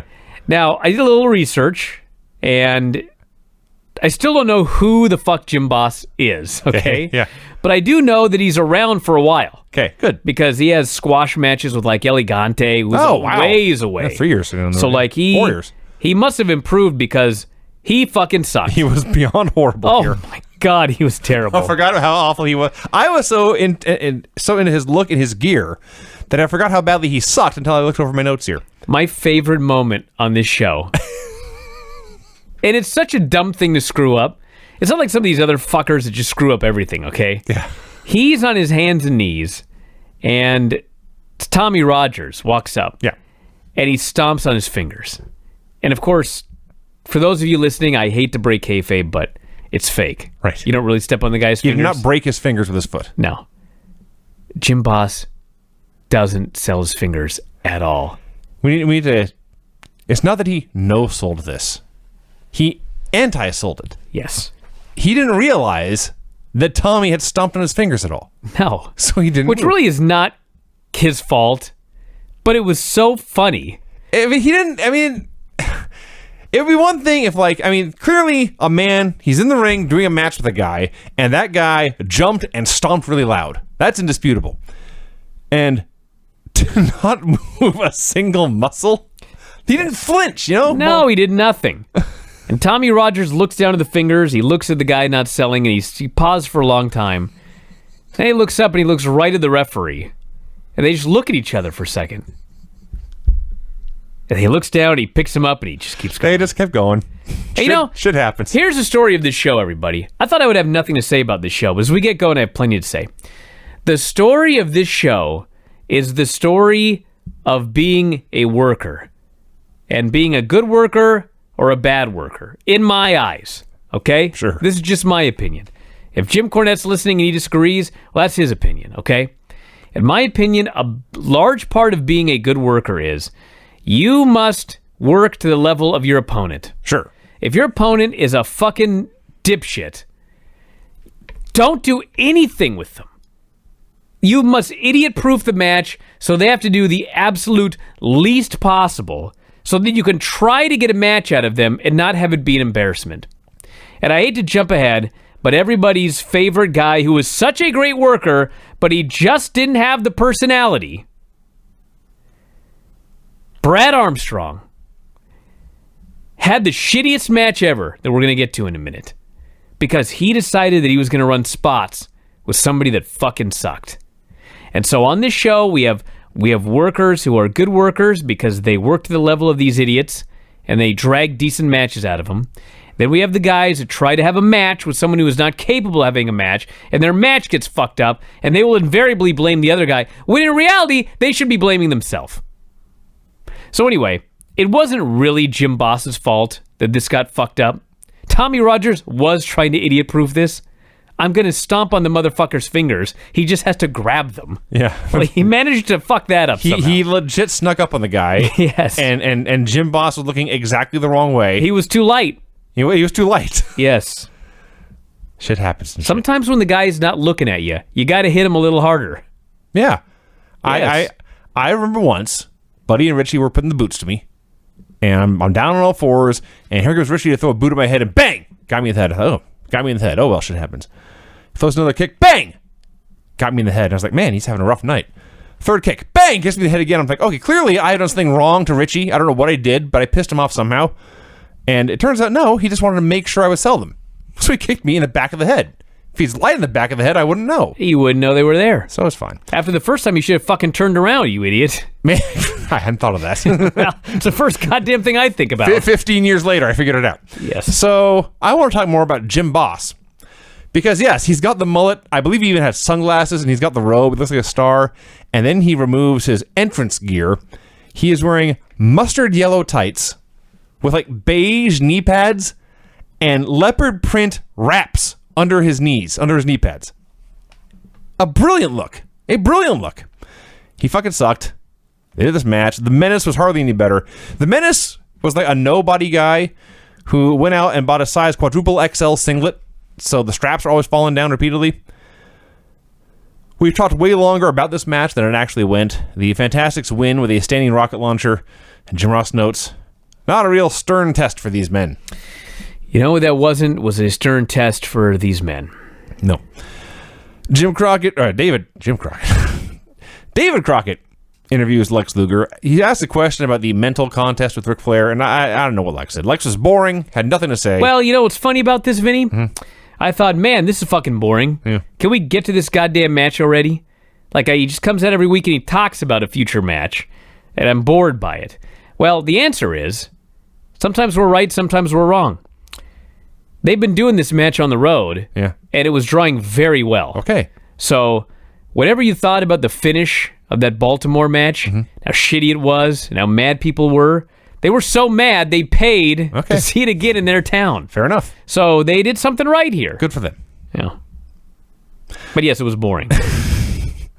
The Russian Assassin versus Robbie Allman. All I want to talk about, my only question, I must know the title of the Russian Assassin's ring music. Are we sure it's not the Russian national anthem? It's some, maybe, I don't know. It's some Russian army march or Soviet army march. I tried to use Shazam to identify it. It failed. There's too much crowd noise going on. It's awesome. It's this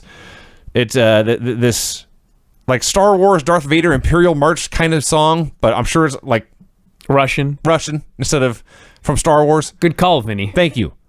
Can I idiot-proof this show? It's a Russian song. Thank you. Okay. I'll see what I can do.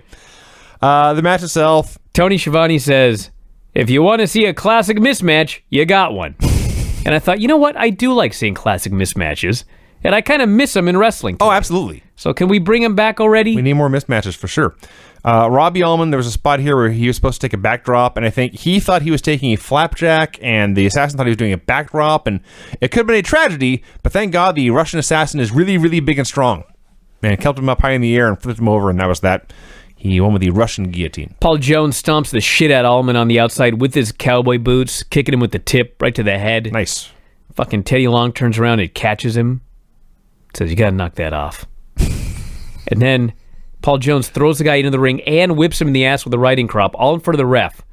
Teddy Long doesn't do anything about it. Teddy Long actually is worse than Nick Patrick, which is that's a tough one. Mm-hmm. So then Crockett interviews Jones and the assassin. This is awesome. The Russian assassin, I don't think we've ever said this, it's the angel of death. He's a big, scary guy who was around in the 80s, worked everywhere. So he's standing there, but he's supposed to be Russian here. So he's got his mask on, and he stands there with his arms crossed, and he's just silent. And Paul Jones... First, Crockett says, I'm not much impressed with this win over this 5'10", 200-pound man. Let's see what happens when you face the Road Warriors. You got to admit, Paul Jones, you blew it against the Road Warriors this summer. And Paul Jones does admit everyone is telling him he has blown it against the Road Warriors. Everyone's calling him a failure, which is just what they said about Abraham Lincoln. And then he became the president. It is funny because he's talking about how, God damn, I wrote a lot about this. There's a man who failed multiple times. He was a failure throughout his life, or something like that. Yeah. And he finally says, Abe Lincoln. And David Crockett, as sincere as ever, goes, that's true. David Crockett's so awesome. Paul Jones just kept going. Paul Jones says, I failed for 3 months in the summer. That doesn't mean life is over. It means I have to regroup. I have to rethink. I regrouped when I had 2 guys who were too scared to climb the scaffold. Now it's time to regroup again. Everyone knows Ivan Koloff is my weak link. I have given Ivan time off to think about this. Ivan admitted he was not holding up his end. And by the way, he did say, admitted. Paul Jones does. He has to bang the table all the time. He had said he would return at 110%. Now, this Russian assassin, he can beat any 3 men together. If I could talk to him, I could teach him a lot quicker. He would be the powers of pain overnight. So I need you, Ivan. But you've got to be an example, an image of myself. He repeats his line, I want victims, not victories. So among the greatness here, there's a very simple reason he didn't just get pissed at Ivan and fire him right away. He needs a translator. Ivan is a useful translator from English to Russian and back. Yeah. As it is, Paul Jones cannot instruct the Russian assassin. He can merely observe. So even though he has fucked up all summer, Ivan Koloff still has value. So we'll see how this goes. Ricky Morton versus Dave Spearman. High cross finish. That's my notes. Ricky comes out. Under his name, it still says Rock and Roll Express in the graphics. Rock and Roll Express forever, he noted in his promo. He didn't know Rock and Roll will never die. No, he said the Rock and Roll Express will never die. He specifically said the Express. Okay. Yeah. We'll see how that works out. So Ricky is doing Well, they didn't. I just wrestled him. They are still going strong. Fair enough. 2018. Ricky, regardless, is going to be a singles guy for a while here. So he's being very experimental. Fucking Crockett Cup 2019. That's true. That's right. So he takes the guy to the corner and like drives his chin into Spearman's arm for a while. That's a new one. I believe at one point in this match he did a bottom rope back elbow, also a new one. And eventually, yes, Bryan, he did win with a body press. Yes. David Crockett very excited to interview Ricky. Ricky says, I have been wrestling mostly in tag team matches these past 4 years. The very dapper David Crockett he was for some reason described as. Says, I haven't forgotten anything Flair did to my nose, anything Ric Flair did to my face. And remember Ric Flair? I took you to the limit several times. And I take my hat off to you. You're a great champion. It's all about being the world heavyweight champion of the world. Says for everything that's gone down between us, I'm still here, he says. The Rock and Roll Express will live forever. I want to take this time to say hi to those folks at the Boys Club in the crowd. Yeah. And he waves. Says, you always say to be the man, you have to beat the man. That's bull crap, he says. Then he never explained why. Well, I think because he had... Because he took him to the limit? Because he drew the man. But he didn't beat him. He did not beat him. So he's not the man. This is self-explanatory, Ricky. Take it up with Ricky. A match deep from the bowels of hell. This match actually happened on the planet Earth. Like, if there's a newer testament someday, the newest testament... This is the end times. I mean, this fucking better be in there. Kendall Windham and Italian Stallion versus Don Valentine and Keith Steinborn. Yes. The best worker in this match, by 1,000 miles, is the Italian Stallion. Yes. Then there is a deep, deep drop-off, first to Kendall Windham, I believe. Yeah. Then another deep drop-off to Keith Steinborn. And then the deepest of deep drop-offs to Don Valentine, who remains the worst wrestler I've ever seen. He is at the bottom of the deepest part of the ocean. First of all, Keith Steinborn starts. And they're wrestling him for a long time. They are determined. Think about this.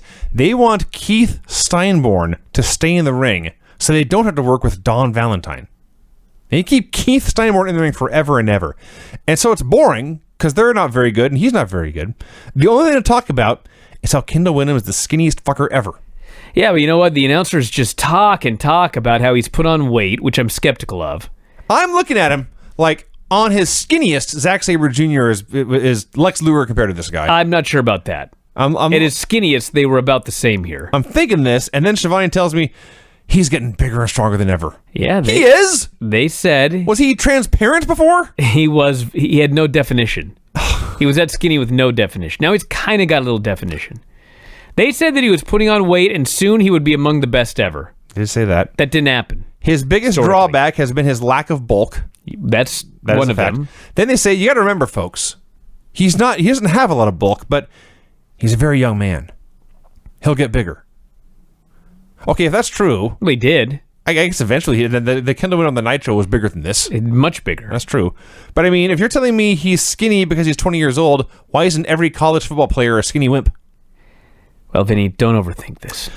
Meanwhile... Let me say something about this Don Valentine before we even get into talking about him. I got to put him over before we bury him. Yes. He came back. That's your praise? That is my praise. He's too dumb to know when to quit? Last week, I don't want to use the term rape, but Kevin Sullivan, he just violated this guy in every fucking way possible except for literally one. He did not have sex with him. Thank you. But other than that, he ruined this guy. Did he not? It was a violent beating. He tried to kill him on television. Illegal assault. Yes. And despite that, Don Valentine came back. See, this makes me hate him more. No, he Vinny. should have known when to quit. No. He wanted to give it another shot. He was determined. This just means Kevin Sullivan will have to beat him more next time. You know what? I can do this, he thought. Even though he couldn't. He was very, very wrong. He thought... Very, very wrong. Maybe he thought, I'll give it one more shot. Maybe I'll be good this week. Okay, it's low praise. But I could not believe he came back after what Sullivan did to him last week. You know what? After watching him wrestle, I'm not sure he did. Oh, he came back. I realized he was physically there.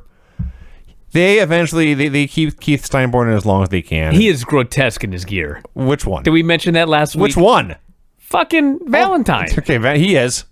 He's got that goddamn singlet with the skinny straps, and his boobs just hang out. Yes. It's just Why do you wear that? His noodle arms. It's just disgusting. So listen, Keith Steinborn eventually gets blown up. They have no choice. They must tag in Don Valentine. Don Valentine gets in the ring, and I swear to God, he's halfway through his lockup, and we are already laughing. He hasn't made contact. He hasn't even locked up. He gets as far as...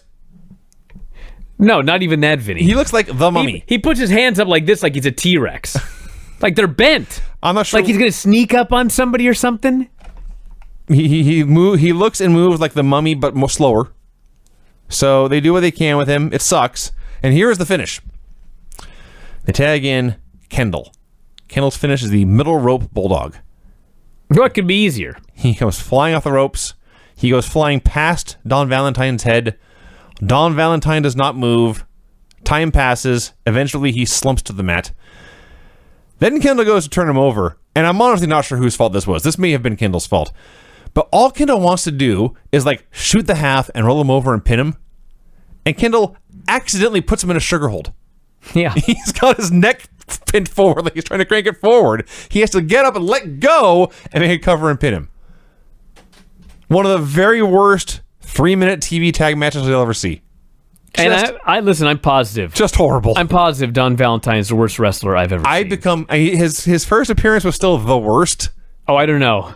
He fucked up the Bulldog. He did. The finish. And then they show the replay. Oh, that's right. And normally they show the entire replay no matter how bad it looks. But this time, it was just like WWE. They stopped as soon as Kendall put his arm around the guy's head. They didn't even show the rest of it. They just go into commercial.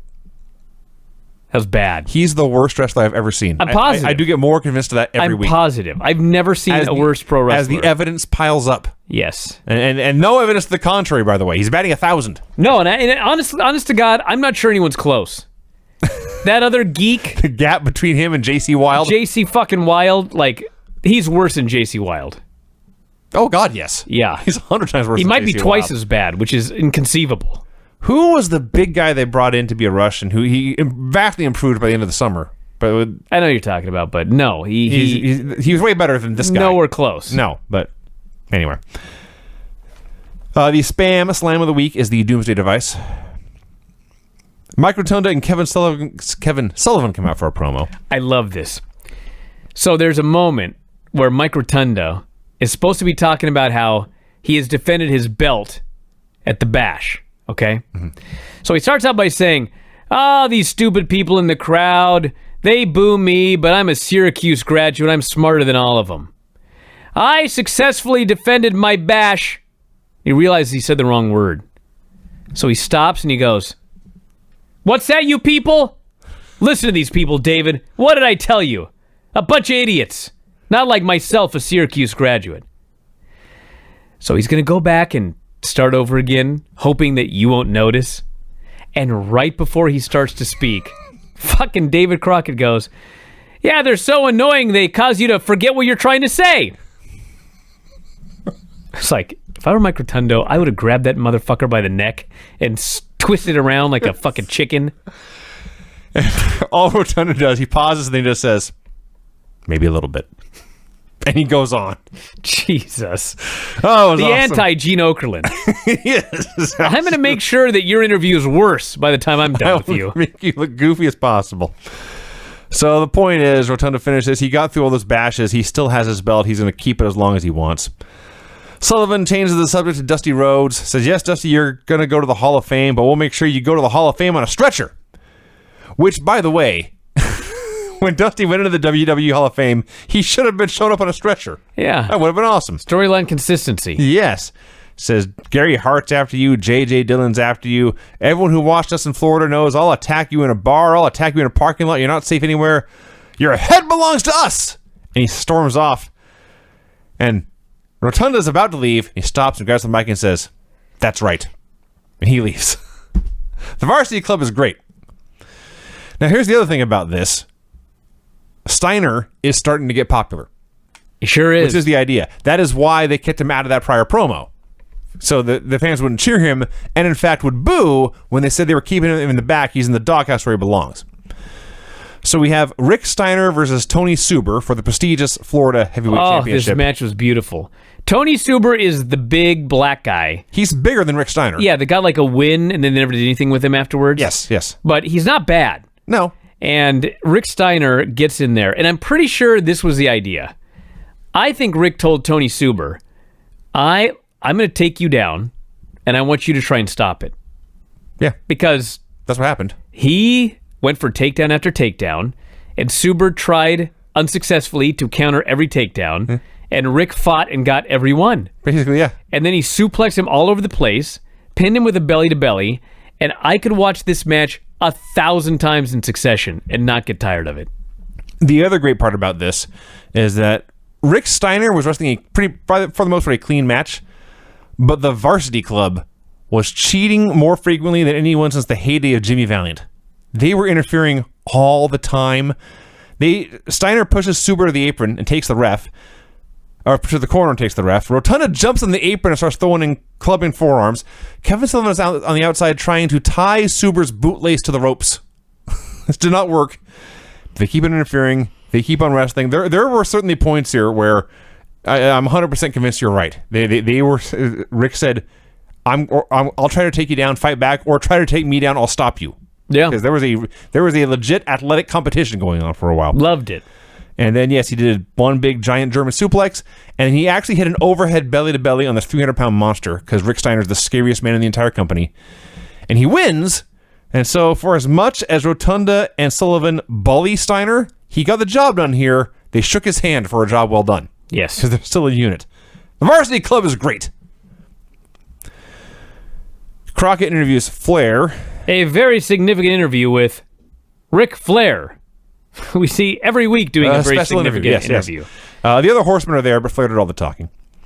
Says Ric Flair is a giant, Lex Luger's a giant, but all those other giants stumbled and fell like Nikita Koloff, like Hawk, like Animal. Luger, you may be the most perfect athlete God ever put on this earth, but to face me, Tully Blanchard, Arn Anderson, Barry Windham, you're playing against a stacked deck. And the fact is, it was a little funny because he talked about why it's important for them to stay on top. He says, we like the money, we like the notoriety, we like the prestige, but what we like best is knowing anyone who sees us knows they have seen the very best. So even though they are dirty, cheating, selfish, unsportsmanlike bastards, at the end of the day, they still have pride. And they want you to think they are the best. They like what they're doing. They like the ladies. They like being the best. They like walking out of fancy hotels and having people mark out for them. It was a great promo. It was a great Ric Flair promo. We went from a great Ric Flair promo to a Brad Armstrong match. So here was a match where Brad Armstrong goes in there and he's trying to do high spots with Max MacGyver. Just get one fucked up high spot after another. And then Brad's got that look on his face like he's pissed off. And it's like, this is your fault. You're in the ring with Max MacGyver. Max MacGyver is not new. No, he cannot do a high spot off the ropes. He has been on the show every week for years. It doesn't matter. He sucks. That's my point, though. Yes. Brad Armstrong should have known he sucked. Yes. It's not like he was new. No. Like, if you had one match with Don Valentine, Chris Champion may have never seen Don Valentine before that match. So I don't blame Chris Champion that much for trying to do kicks with him. Brad Armstrong should have known how terrible Max MacGyver is and tailored his match to that. Instead, he attempted to have a match like he would with anyone else. So there's a lot of blown spots, a lot of headlocks. Right before the finish, there's this huge pop, and I can't tell why, and the announcers say, oh, somebody's coming out for a promo. And Armstrong can't tell why the crowd's cheering. He looks over at the promo area. He's very annoyed. They've taken his TV. They've stolen his spotlight by walking out. Thank God. So they blow another spot, and he hits the leg sweep and wins. It's the Sheep Herders for this promo. David Crockett says, it is always interesting to interview the Sheep Herders. Look at them.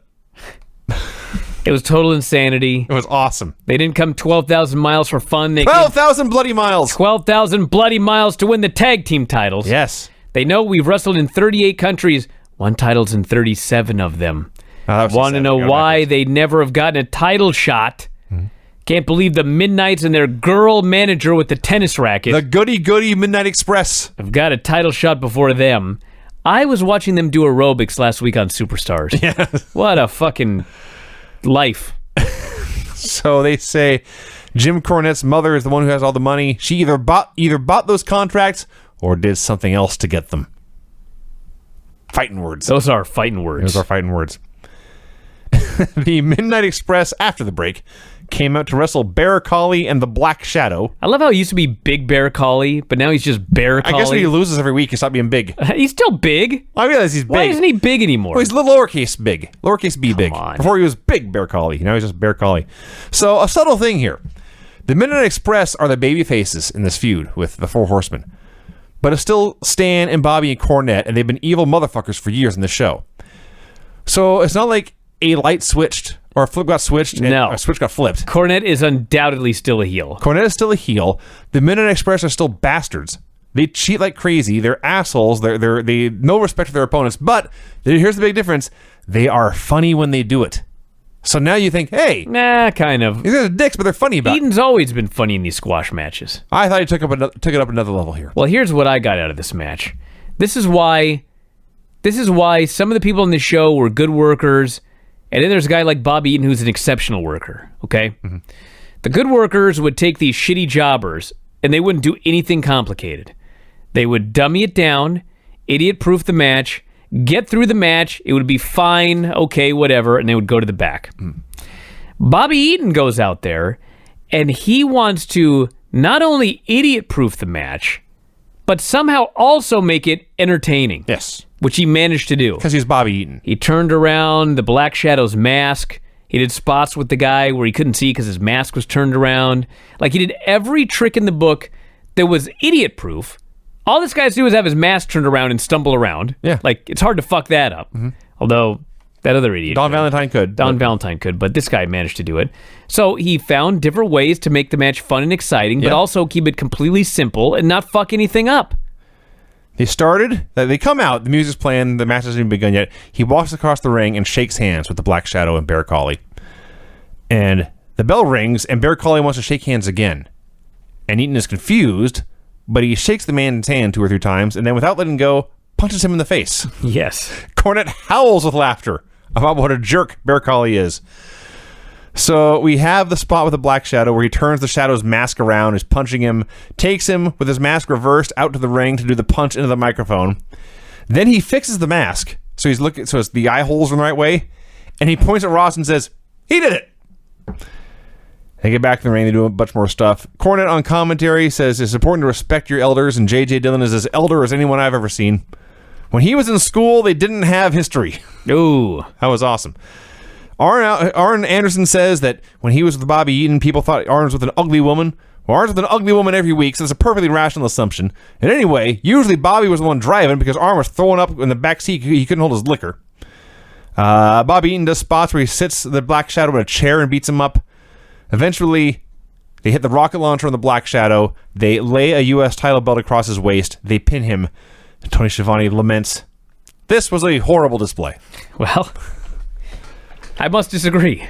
So after this match, where Cornette gets a promo the entire time, it is time for another Jim Cornette promo. Bobby Eaton, I don't know what's going on. Vince has been having a bad day. Stan Lane is posing for the women. Yes. Bobby Eaton is sleeping for the first half of his... bored. He's sleepwalking. He's heard Cornette talk for hours every day. He's over it. He wakes up about halfway through. Cornette makes a joke, which I didn't write down. J.J. Dillon has had a facelift so many times he's got nipples on his chin. Yes. Stan Lane fucking loses it. Just starts howling at that line. I think that might be where Eaton woke up. It might be. And Cornette is the very definition of being a manager who does all the talking. Yes. He is of such value to this crew. Yes. Then when it's over, they all leave, and Bobby Eaton stops. And he goes like this, raises his hand up to David, and David's a little bit confused, but he puts his hand up, and Eaton high-fives him, and off they go. Friendly chat, man. And David's so happy. Yes. So the key line here is Cornette's still running down the babyface teams they've beaten. Wyndham and Garver were nothing to us. The Road Warriors were nothing to us. The Fantastics were nothing to us. The Four Horsemen will be nothing to us. Then he stops and says, I've hated the Four Horsemen's guts to begin with. I'm anxious to take them down a peg or two. And the crowd goes crazy. He finally admitted that it's personal and always has been. Mike Rotunda versus Rick Allen for the television championship of the world. So Steiner's crazy. At one point, he thinks he is the ref. He jumps in the ring to make a count. The ref ejects him, so everyone boos. Or Sullivan ejects Steiner, so everyone boos.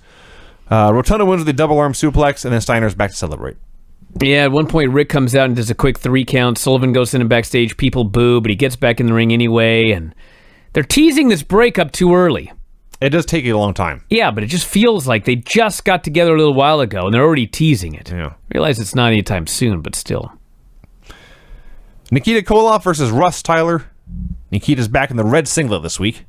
I think for the first time since he turned on Uncle Ivan. Maybe that's not a coincidence, because now that I think about it, Jim Ross is on commentary. He's talking about these struggles Ivan is having with Paul Jones. And he goes, Nikita and Ivan, they do have a very strong connection, even though they've been walking different paths in wrestling lately. Teasing stuff. Foreshadowing. Nikita won with a sickle. Then he cuts a promo. I guess I understood more than usual. He is chasing Ric Flair. The Midnight Express are feuding with the Four Horsemen. He thinks about it. He decides he is cheering for the Midnights because they are chasing the world titles. Either way, he and Ricky Morton, maybe they should be tag champs. Or maybe he should challenge Barry Windham for the U.S. title. He says Dusty Rhodes is taking a day off and having a good time. Gary Hart is running his mouth about Dusty's family. He shouldn't. And then I lost it after that.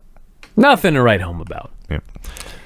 Sheepherders and the holidays. These holidays are horrible. Brad and Britt Holiday. And we have another match here where the Sheepherders, being excellent workers, didn't do one complicated thing in this match. We will clubber you with our forearms. We will stomp you with our boots. Yes. We will choke you with our hands. Yep. And that is 95% of it or more. And the Skinny Holiday still managed to fuck shit up. Skinny Holiday is the worst of the two holidays. Yeah, which is saying something. They're allegedly brothers, but one's a big fat guy and one's kind of a goofy skinny guy. And, like, they wear the same color. I mean, they wear matching gear. Yeah. Color coordinated gear. But, I mean, the fat one on a scale of 1 to 10 is probably a 3. Sure. His brother's a 1. It's weird. Much better than Don Valentine. Yeah. But yeah. Valentine's like a -10. Easy. He breaks the scale. Yeah. Don Valentine is a 0. Everyone else in the world is a 10. Yeah, whatever you guys complain about Dave giving a match 7 stars, I mean, watch Don Valentine. You'll understand. You'll understand why. Sometimes the scale has to be broken. So the announcers are talking about whatever fuck else is going on in wrestling, and they mention, because we did we do the Sheepherders promo already? Is that still to come? Yeah. In the Sheepherders promo, they mention the goody Midnight Express and their girl manager. So as it's during the Sheepherders match here, they're talking about Jim Cornette, and Jim Ross drops a line about Jim Cornette's friend Bruce in San Francisco. A subtle line, by which I mean it's not subtle at all if you understand 1980s terminology. Anyway, they pin the skinny dude with a gutbuster. Tully, Arn, and JJ come out for a promo. Okay, I got to say something about this. JJ begins his promo, and he says, I was speaking to a reporter today, and they said, JJ, in your illustrious career, when was the last time that you've been hurt? JJ said, well, I told him, believe it or not, I got hurt today. And the reporter said, how'd that happen? And I told him, Cornette made me laugh so hard, my side hurt. He starts laughing, okay? This joke is fucking terrible, okay? Here's my point. There's a lot of fans today, and I don't even really blame them because they probably grew up watching the Monday Night Wars and Hall and Nash and a bunch of other heels trying to be cool, okay? But, like, the whole point of being a heel is not to be cool. Right. It's to be unlikable. Even Tom made fun of my promo at All Pro Wrestling. He's like, what were you doing, a bad stand-up comedy act? Because, like, my first line, one of the ring announcers at the beginning of the show goes, I'm so happy to be back here that I graduated here 15 years ago. And so my first line of the promo was like, who was the guy who was so happy to have graduated here 15 years ago? Well, the reason he was so happy is because he hasn't been back here in 15 years. That's a fucking terrible joke. It barely even registers as a joke. That's the fucking point. I'm not out there trying to be cool. J.J. Dillon, everything that he does, he is such a despicable geek. You know what I'm saying? Yes. He lies. He's full of shit. He tells jokes that he thinks are funny, and he laughs at his own jokes.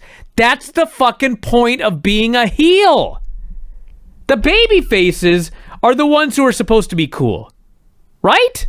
I think so, yes. Am I wrong about this?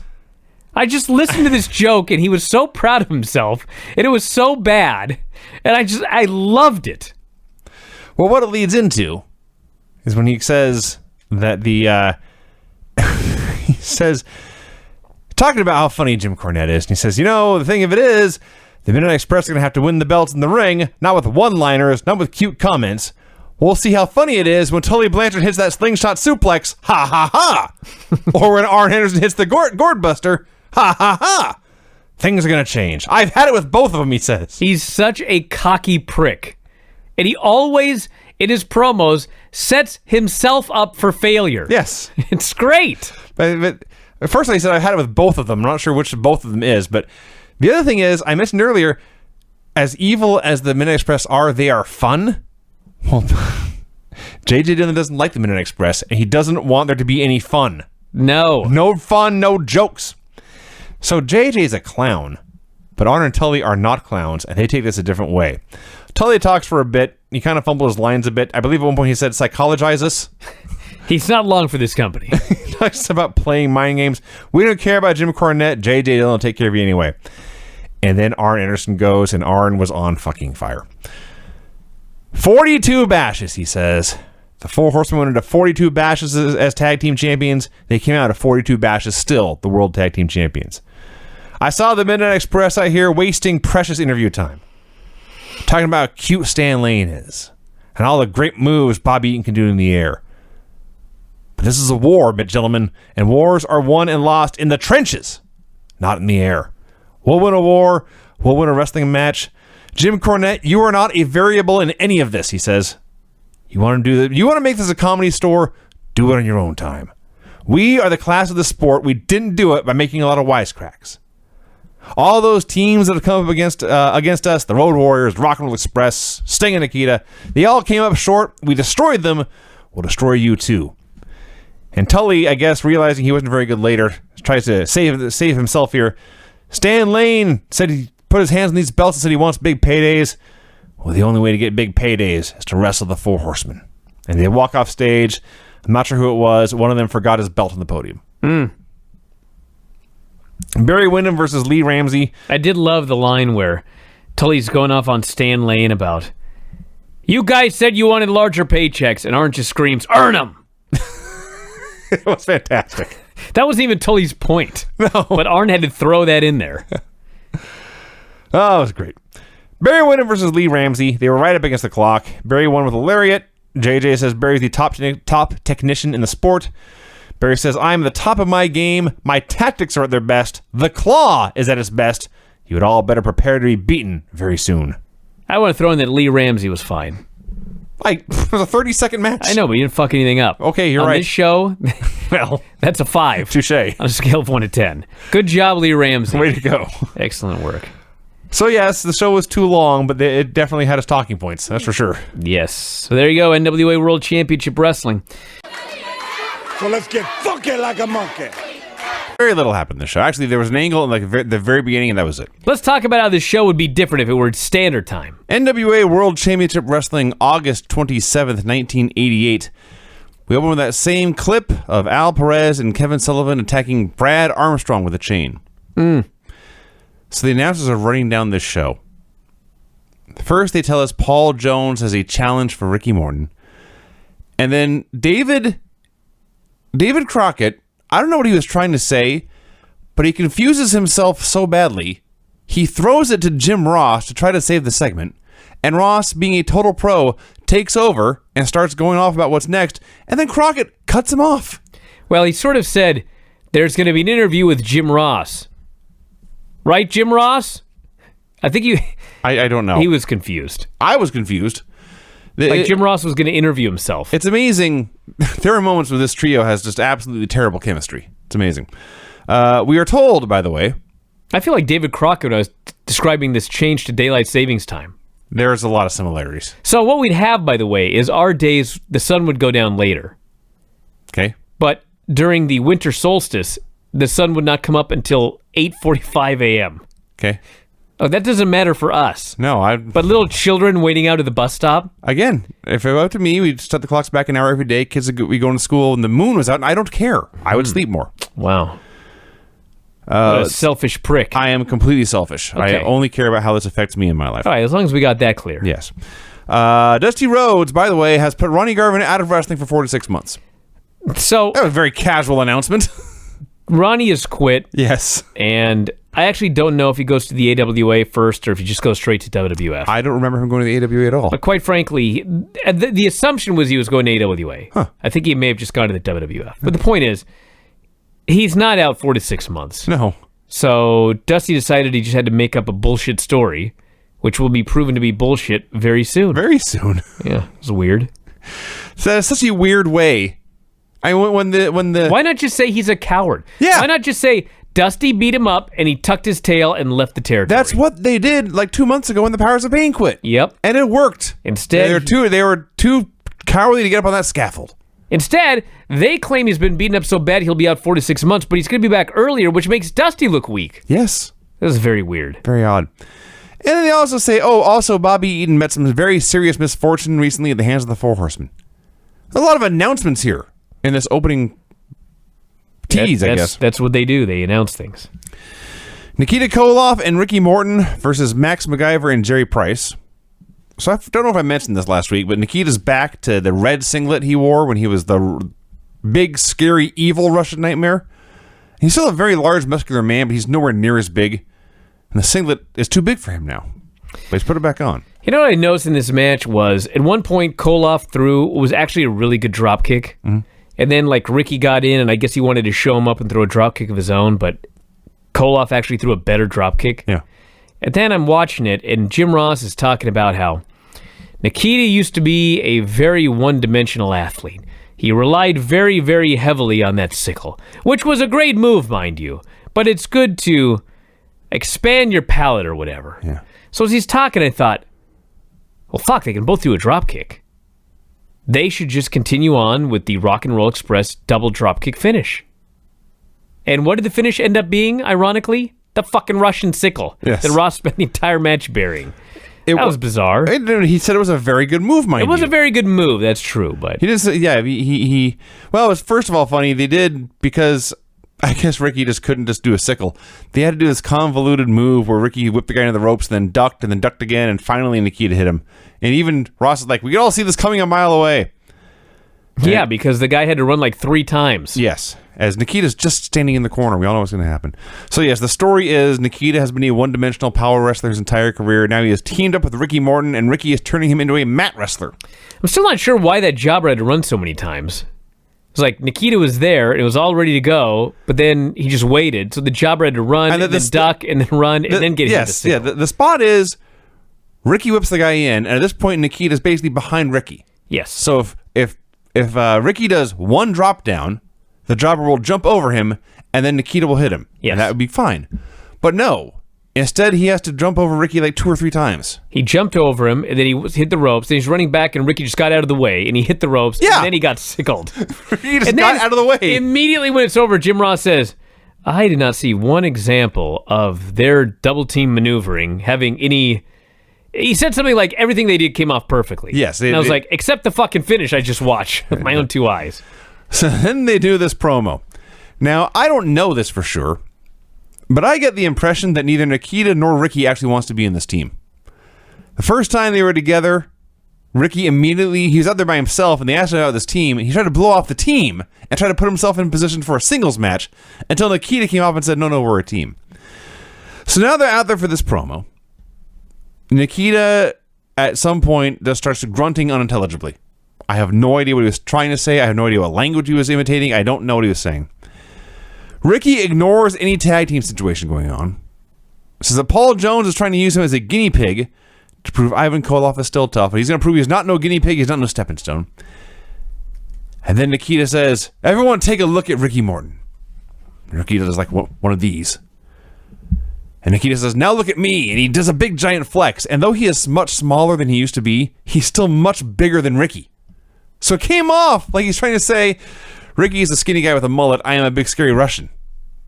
They seem to be on different pages at pretty much all times. Well, I mean, that is true. Yeah. The Russian Assassin versus Brett Holiday. This match had exactly one highlight. The music? 2 highlights. Thank you. Music. And then the Russian Assassin throws Brett Holiday to the floor, and he steps through the ropes, and he stands in the apron. And he raises his hands high in the air for a double axe handle. And he waits. And he waits. And time passes. And he waits. And then he jumps 1 foot forward and falls straight down and does an axe handle, and that's it. Yeah. I think I'm going to say the highlight was when the jobber's out in front of Paul Jones.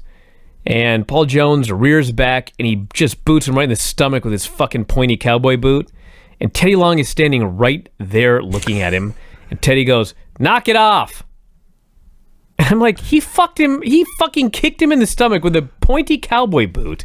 That is a disqualification. Teddy Long is the shittiest referee ever. I apologize to Nick Patrick. Like, he's fucking incompetent too.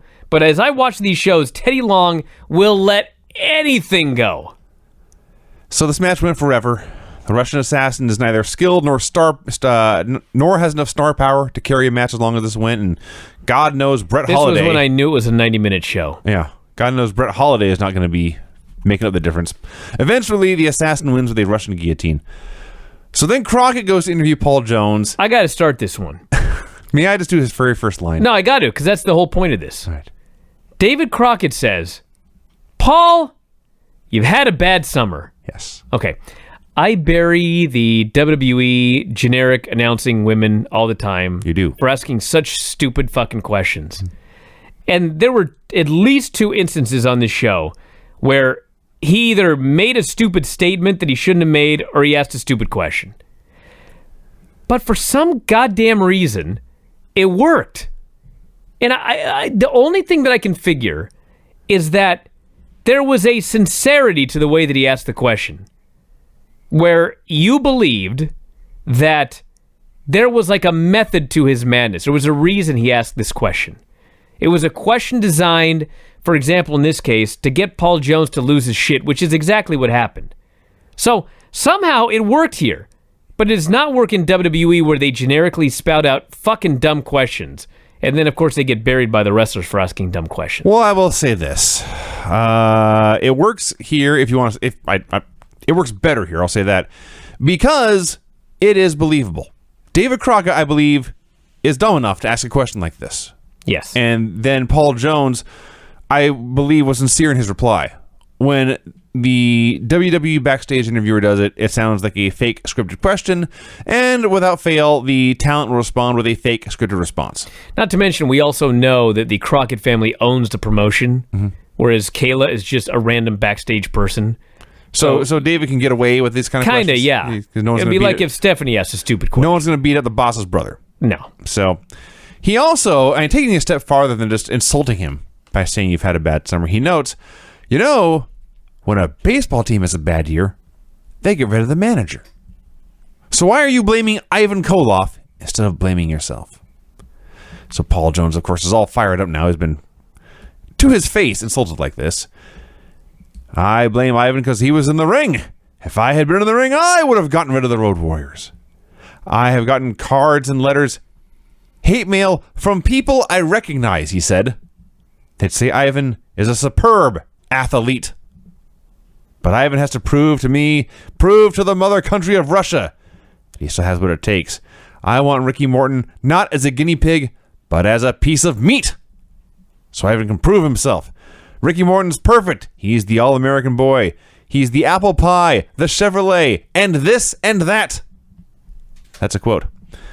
So Ricky's all fired up now. He appears. This is where this all turned around, and I love Paul Jones. Ricky says, I'm not a stepping stone for nobody.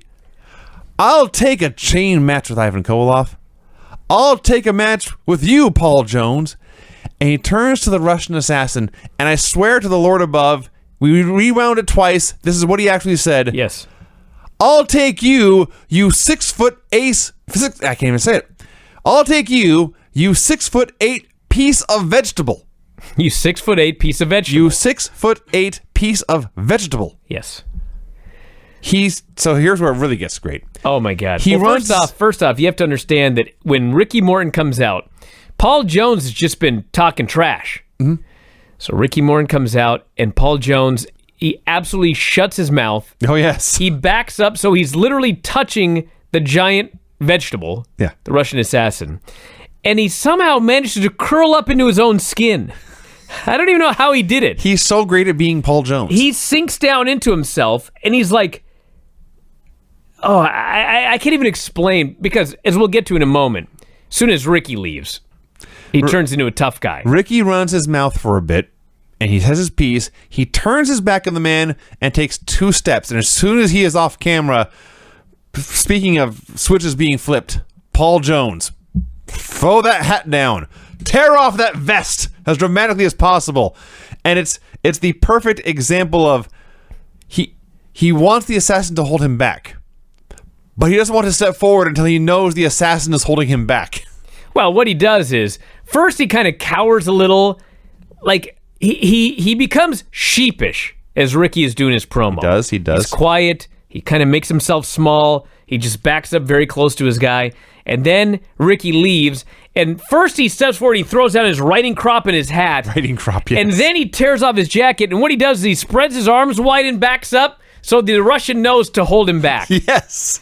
The Russian can't help himself. Yes, he if has a man to hold backs him up back. toward you with his arms outstretched, you'll catch his arms just to block yourself. And he's ranting, and he's raving, and if this assassin wasn't holding me back, I'd blah, blah, blah. He deserves his spot in the Hall of Awesome. He's amazing. This was one of the best things I ever saw Paul Jones do. Oh, yeah, for sure. He was unbelievably great. This is worth watching the show for this Paul Jones spot. So then we had the other good thing on the show. So I guess they mentioned it in the opening anyway, but before showing the footage, Jim Ross tells us what we're going to see, which is that Bobby Eaton got beaten up. And he got beaten up because Cornette wanted to prove that Bobby Eaton and Stan Lane are great singles wrestlers. So Stan Lane won the coin flip. So he's in the ring having a singles match, and Jim Cornette is at ringside. Against a fucking jobber. Curtis Thompson, I believe. Yes. So we go to the ring for Stan Lane versus Curtis Thompson, and Cornette's running his mouth on commentary, being very Jim Cornette, and suddenly Teddy Long runs out with frantic news. And he's very frantic about Cornette. Cornette knows this is serious. Cornette jumps in the Teddy apron. Long cares about anyone's well-being. Well, I'm sure he's on. Bullshit. Probably Mama Cornette has him on the payroll. So Cornette jumps in the apron and starts screaming, Bobby is unconscious. And Cornette and Stan flee to the back. Which means that, yes, technically, Curtis Thompson is a count-out win over Stan Lane. Well, maybe they may have just thrown the match out. We never heard a bell. I suppose that's true. They run to the back, and there's Bobby Eaton on the floor, laid out and bleeding. And they throw a tantrum. Cornette and Stan do. They're throwing the chair around. Cornette screaming for the cops. They're furious. So we go back in the studio where the Midnight Express is there. Bobby Eaton has the most ridiculous makeup on until this beating. It's the only negative about this segment. Because everything else was awesome. He literally, there was like It's like wet red paint. there was a gob of paint on his Yes. cheek. Like the rest of him, he had bandages on and they kind of put some makeup on and that sort of thing. But what was it with the red gob of bright red paint? It's like you just picked not a scab. It's It was weird. It was just a perfect circle of round red paint. Yeah, it's huge. So, Cornette's all fired up, of course. Bobby Eaton would have given you the shirt off his back, Arn Anderson, and instead you and your geek friends took it upon yourself to tear that shirt off his back. He's got the shirt in his hand. He's waving it around. Says this isn't the first time, you've jumped on a bunch of guys. You've jumped on Dusty Rhodes. You've jumped on the Road Warriors. Well, this time you've jumped on someone who will jump you back. We've been beaten up worse than this, and we've beaten people up worse than this. And he is so flummoxed with rage that he can't talk anymore. And Stan Lane, who never talks, has to take over. You know, shit's serious when Stan Lane cuts a promo. And Stan says the only thing this beating proves is that the Four Horsemen are scared of a fair fight. They know we'll win 2-on-2. They try to take one of us out. And then, Haley's Comet appeared. If Stan Lane rarely speaks, Bobby Eaton speaks once every 86 years or so. Teller spoke. It's even better, actually, yes. Thank you. Teller, as it turns out, cuts a hell of a promo. It wasn't a great promo, but like compared to the promos today, it would have been in the top like 2%. It was a great promo because as a guy who never ever speaks, he spoke with sincerity and authenticity and believability. Yes, the fans went dead silent when he spoke because he never does. And when he was done, they went, "Yeah!" This was a pissed off redneck who's in a fighting mood. I've been wrestling since I was 16 years old, he says. And yeah, I've lost some matches, but I've never lost a fight. Never. Until 3 men jump me in that locker room. Well, next time, boys, it won't be 1-on-3. It'll be 3-on-3. And you're going to end up looking a whole lot worse than this. And that was it. That's all he had to say. That's like word for word what he said. Yep. And they left, and the fans are going crazy. This was awesome.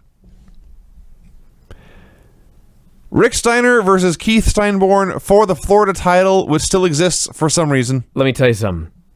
If I was Keith Steinborn and my opponent turned out to be Rick Steiner and this fucking Teddy Long was a referee, I just walked right out.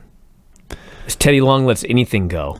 I'm in there with a madman and Kevin Sullivan's on the outside. So that's a recipe for death. So a couple things. First of all, Keith Steinborn is a satchel ass. I just noticed that in this show. So there was a point here. Oftentimes during these boring squash matches, I will look away and something will happen and I'll ask you what happened. That's not what happened in this case. I was watching the screen and I couldn't believe my eyes with what I saw. And I asked, what happened? And you said, he hit a gonzo bomb. Now, That's what happened. I know what that is. And obviously you know what that is. I don't think in the 15 years we've been doing shows, either of us has ever said he hit a gonzo bomb. Well, maybe some old All Japan we watched, but it's very rare. Steiner put certainly not on a Saturday night afternoon or Saturday afternoon squash match. Steiner lifted him up like he was going to do a power bomb, but then he let his head hang down, yes, like almost in a Styles Clash position, and then just leaped in the air and dropped onto his knees, and Keith Steinborn landed on his fucking head. Yeah, this was a spot in the middle of a match. Of a squash match. Then he grabbed his ponytail and he lifted him up again and he beat him up some more. And he beat him up and he hit him with moves and he kept refusing to get the pin and he suplexed him and he threw him around and finally he gave him a belly to belly and pinned him. A fucking massacre. But I enjoyed it immensely. And nobody was killed, so we can laugh about it. I believe at one point Steiner said, I'm just going to arm drag this guy and not tell him. And he's grabbed him by the arm and yanked him through the air. That's what happened. A few times. And yes, he won with a belly-to-belly. Al Perez versus Gary Royal. So, I'm not sure how, but the attacking Brad Armstrong with the chain is somehow going to lead to a dog collar match. In fact, I'll go back. Al Perez attacking Brad Armstrong with a chain is going to lead to a dog collar match between Kevin Sullivan and Dusty Rhodes. I don't connect these dots, but that's what we're being told. It is made very clear that yes, Dusty Rhodes took out Ron Garvin in a parking lot, but he didn't jump him from behind. Oh. So, we've been watching Al Perez for a long time now. Looks good. Very good athlete. Technically skilled. No personality at all whatsoever. And I believe this is the week where Al just got bored with himself. And he began to make up moves on the spot. And lest you think it's just you and I saying that, Tony Schiavone noted, this Al Perez comes up with new moves every week. At one point before the spinning toe hold, he had the man flat on his back, and he lifted his legs up into the air, and he grabbed his feet as if he was going to perhaps stomp his gut like Bret Hart used to do. Mm-hmm. Or myself, one of my new moves. When you imitated Bret Hart, yeah. Yeah. Instead, he just separated the guy's legs. I believe what he was doing there, I think he planted his knees into the man's hamstrings. Well, he just made him do the splits. Well, yeah. And then he gave up into the spinning toe hold. This was just boring. I actually like right before that when he was behind the guy and he hooked the arms for a tiger suplex. But instead of suplexing him, he just like rolled him to his back and tried to pin him and got stuck. And then Gary Royle's trying to put his fucking shoulders on the ground, but he can't figure out how to do it. Yes. And so finally Al Perez just let go. Let's go. That was one of the new moves he made up. The only good thing about this match was when Gary Hart said that he would horrify us later by showing us how the dog collar works. In case you were so goddamn stupid that you couldn't figure out how a dog collar worked. Yeah. This was going to horrify us, he said. David Crockett interviews J.J. Dillon. This was the other one. David, in the middle of his interview, goes, JJ, you must be scared. I was like, what a fucking ballsy statement. Well, it's funny. His first question, okay, there has been this Midnight Express Four Horsemen feud has progressed logically, but each week there's been an escalation. And now it's really, really gotten physical. They try to take out Bobby Eaton. They jumped him in the locker room and tried to end this once and for all. But Crockett asks a question about Sting and Barry Windham. And I think to myself, is this the most important matter on J.J. Dillon's plate this week? And even J.J. notes, and J.J. starts this, he's very thoughtful, his arms are crossed, he's chewing on his glasses, deep in thought. And Crockett asks him about Sting and Windham, and JJ's like, it's funny you should phrase it that way, because yes, Ric Flair's got a lot going on, Barry Windham's got a lot going on, but it seems like you are trying to avoid the question of what happened between the Four Horsemen and the Midnight Express. Now I'm going to bring it up, because it all falls into one big pile. The Midnight Express are no different than Sting and Lex Luger and Nikita Koloff and the Road Warriors. Now they're all looking up at us. Now Ric Flair is the World Heavyweight Champion. Tully Blanchard and Arn Anderson are the World Tag Team Champions. For those three men, they can't look up. There's nowhere else to go. They can only look down at you. Now Barry Windham, he's the U.S. Champion. He is one step below them, it's true, but he is happy with the status. He's happy to be a part of the Four Horsemen, happy to team with world champions like Ric Flair and Tully Blanchard and Arn Anderson. Now, while the rest of you are looking up at us, Jimmy Cornette, you should be looking behind you, because some other team might take the U.S. titles out right up from under you. Regardless, we're going to keep your attention. We're going to keep slapping you around. I thought it was great. I love the line about, you must be scared. And JJ momentarily gets flustered and just says, the only thing I'm scared of is finding someone to count my money. I loved it. So we go to commercial when we come back. It's Tully Blanchard and Arn Anderson versus Brad Holiday and Lee Ramsey. The best part of this match is Tully decides it's time for Lee Ramsey to tag out. So he's going to let him, he says, probably just says, hit me a few times to make a tag. And Lee Ramsey may have never thrown punches before in his life. He certainly wasn't expecting to here. He has no idea what to do. And so he just throws the funniest flurry of short-range wrist punches to the body. Like he just rears back about this far and with his fist in this position, swings it 6 inches forward and hits Tully in the ribs over and over repeatedly. Well, the idea is you close your hand in a fist like that, so the flat part of your knuckles is there, and you whack the guy to make a noise. That may have been the idea. He didn't do it very well. His execution was very, very, very poor.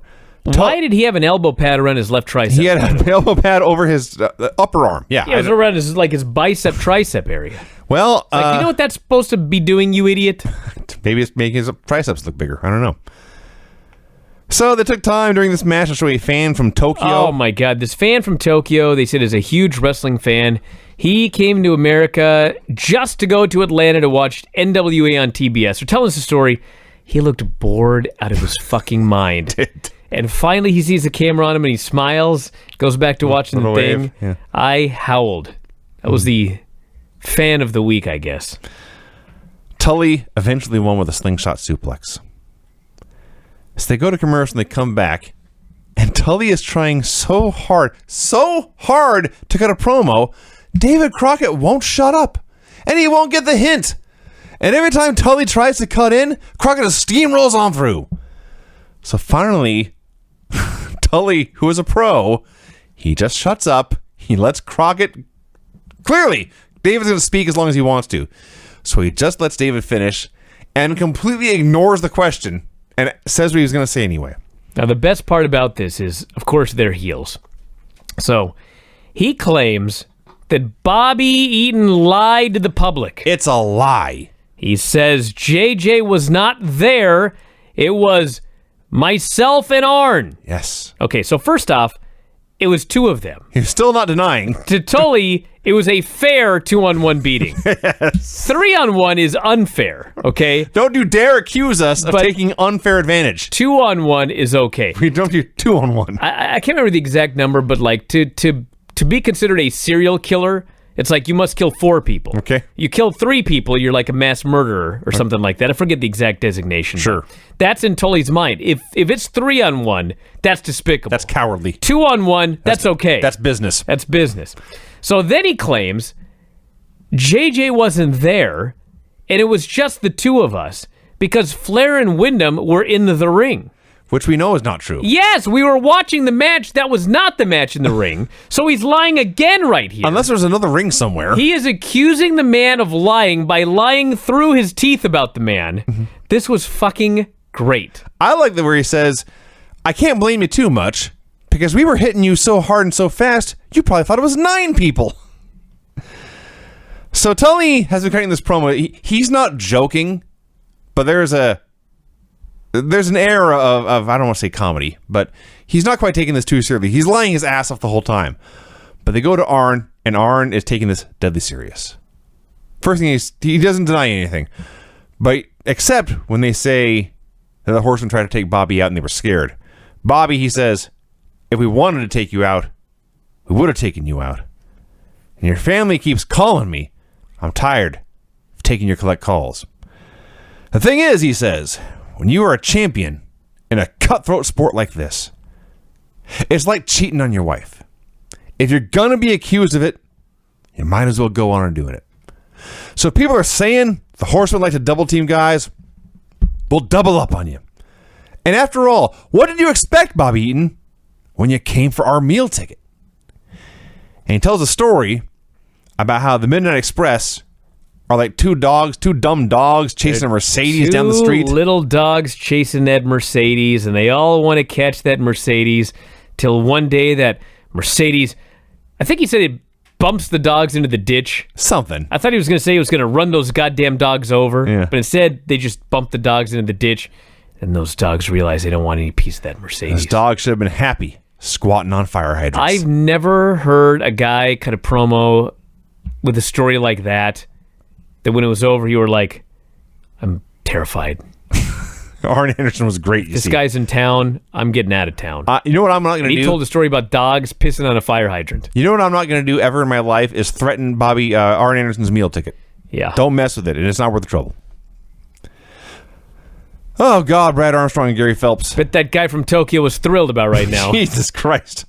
Fucking painfully boring. It goes forever. Side Russian leg sweep. Let's move on. I'll move on, because you know what was right after the match? Armstrong cut a promo. He did. Now, this week he didn't try to rap. That's true. So, long story short, he offered Dusty his help. But the point of this is, this was not a great promo, but this absolutely was not a bad promo. It's a perfectly fine promo. And when I watched it, I was like, you are the Road Dogg's brother. Yes? There fucking is something here. There's something here. There's a human being inside of you. But it's your fucking goddamn boring-ass matches. Yes. I don't give a shit how technically solid you are. These matches are fucking boring, and you're going 50-50 with a goddamn jobber doing fucking arm drags for 10 minutes. That's the problem here. He had some charisma. It wasn't all coming out here, but there was enough coming out here that I thought you could fucking do something with this guy. But then I watched his match, and I was like, get him off my television. If you ignore his mid-promo coughing fit, which is, hey, shit happens. But, yes, he could have... It was a fine promo building to a match with Dusty Rhodes. Or a match for Dusty Rhodes, I should say. He was cutting a promo on Dusty's behalf. I guess he's also going to fight Al Perez, but really he was cutting a promo about how this is all leading to a match for Dusty. What's funny about his mid-match coughing fit is... You know who else used to do that? Was Buddy. He would always be clearing his throat, and he'd apologize. He'd tell a story, he'd go, sorry. All the time. Do you remember this? Yes. And you know who else? I could swear that I've done... Oh, God, he does. Yeah, there have been a fair number of like, he wasn't, I guess he was sort of Southern, but I mean, Southern style guys that have that thing when they talk. They're regularly clearing their throat and apologizing. I just heard it and I was like, I know this. Like, there was nothing in his throat. This is how he talks. Clears his throat every now and then and apologizes. It's just weird. Brought me back. So Gary Hart and Al Perez are out there, and they are demonstrating how a dog collar works. Oh my God. So here's how it works, everyone. You take Kevin Sullivan and put a collar on his neck. The end. So now the story has changed. It was not just that Dusty Rhodes took Ronnie Garvin out. Dusty Rhodes annihilated Ronnie Garvin. And Hart says, yes, it's true this happened, but I wanted to note this took place outside the confines of the arena. In the arena, he says, it's a combat zone. Outside the arena, outside the building, you're not expecting to be attacked. Now, he says, if you have any compassion for wrestling, please write a letter to TBS. Let them know there's no place for someone as sadistic as Dusty Rhodes in this show. Then he says he says that, by the way, with Kevin Sullivan standing right there. Well, not only with Kevin Sullivan right there, but he then says he chose a dog collar match because it's the most violent, dangerous match there is and the best way to get rid of Dusty. A very, very fine bit of heel hypocrisy right there. Not only that, he says there's no place for a sadistic person like Dusty. And then we have clips of Dusty attacking Perez at a show. Sullivan rushes in with a fucking golden spike, jabs him in the fucking eyeball twice, and he's bleeding all over the place. Mm-hmm. Jimmy Garvin has to come out to make the save. And I was like, that was kind of sadistic. You took a golden spike and tried to stuff it into his eye socket. It was not pacifistic, that's for sure. No. So you come back and now Sullivan's ranting and raving. Dusty Rhodes has proven that rich people can get away with anything. That's right. Meanwhile, they just stuck a spike in somebody's eye. Yes. But goddamn, Dusty can just get away with anything. This man is sick and... This man, he says about Dusty, this man is sick and demented. Then he begins to froth at the mouth. This is legit being held back. He is trying to get to the camera, biting and snarling and spitting. He's so close to the camera that he is blurry as everyone else in the background is in focus. And Al is legitimately holding him back by the chain around his neck. Gary Hart is cutting this promo. Sullivan is frothing into the camera. Whatever I said. Yes. And what's his name? Al Perez. So fucking boring. He's holding Sullivan back, but he's practically laughing at how ridiculous this is. Yes. And Sullivan's just like a crazy man. And then Hart finishes his deal and he goes, come and get it. Come and get it. He's pounding on the table. And I watched this and I just thought, these men are having the time of their fucking lives. Oh, I'm sure that's true. They are having the time of their lives right now. It's a great team because Gary Hart is a brilliant talker. Al Perez is a very pretty man with no personality. Kevin Sullivan is a lunatic. They all complement each other very, very well. Yes. So Dusty comes out for his rebuttal promo. There's not that much to it. It's a Dusty promo. There were a couple people booing. Ronnie learned the hard way about taking $50,000 to try and take him out. He has been feuding with Gary Hart for a long time. He's coming for Hart, Perez, and Sullivan. Your devilish ways are over, he says. I'll put the dog collar on and choke you down. Yeah, as noted, some boos for Dusty here. To be fair, it may have just even been one person, but there was a definite heel fan this week. Oh, sure, yeah, but I mean, there were people booing. Yeah. Sting versus Cruel Connection. Wasn't it Cruel Connection 1 and 2? Well, the graphic here just reads Cruel Connection. Then the announcers are trying to figure out which one it is. Is this 1 or is this 2? I see. We'll find out when he takes the cape off. And when he took the cape off, they discovered it's 1. Oh. They very excitedly say it's 1. Now, I don't know. Sting and the Cruel Connection may have had this exact same match on Saturday afternoon like 18 times over the next year. But I remembered so much of this match because it's Sting doing a comedy squash with Cruel Connection 1. He put in some time this week. He did. Probably like 4 minutes. He did. So he did my favorite spot, maybe, certainly that Sting does. He puts on the full Nelson, and the Cruel Connection tries to break this up by putting both feet on the top rope. Yes. He must break the hold. Yes. So the referee begins to count 1, 2, and Sting is protesting. Ref, I can't let him go. Ref, I can't let him go. Ref! And finally, he gets to 5. He has no choice. He must release the full Nelson, which leaves Cruel Connection flying down to earth and slamming into the mat. Sting was having the time of his life. I laughed. So Sting does the same spot Al did, where he just spread the man's legs. Only Cruel Connection is gross and smelly, so Sting has to let go because it's so gross. His groin stinks. His groin stinks. I'm sure this is 88. 13-year-old Vinny was laughing his ass off at this point. And then Sting has had enough. He wins with the Singer Splash and Scorpion Leg Lock. Then cuts his promo and he just starts to whisper. He tells the fans, shh, gotta whisper. Because if I talk too loud, I'm going to scare Barry Windham. I don't want to scare him. Cuts this very quiet promo. And then when he's done, he stops. He looks right at David. And he fucking screams at the top of his lungs right into David's face. Like a complete madman. And off he goes. And I thought, I love this guy. Sting... Every promo he does is absolutely different and memorable from the one he's done before. That is very true. The best thing about this is he's doing the gimmick of whispering, and obviously it's a gimmick. Obviously, we're not supposed to believe that he's going to be quiet so as not to scare Barry Windham. He's just saying Barry Windham is scared. And he's looking at the camera. If I rant and rave, Barry will be frightened. Barry, I very badly want a match with you for the U.S. title. I'm looking forward to wrestling you all over the country. But every once in a while, there's that one fan, the one heel fan, who will chant, Barry, Barry. And Sting will be whispering, and he'll stop and point and say, I'll deal with you later. Barry, listen closely. And then, of course, he screams as loudly as he can. All the veins in his neck are popping out. His eyes are bolting out.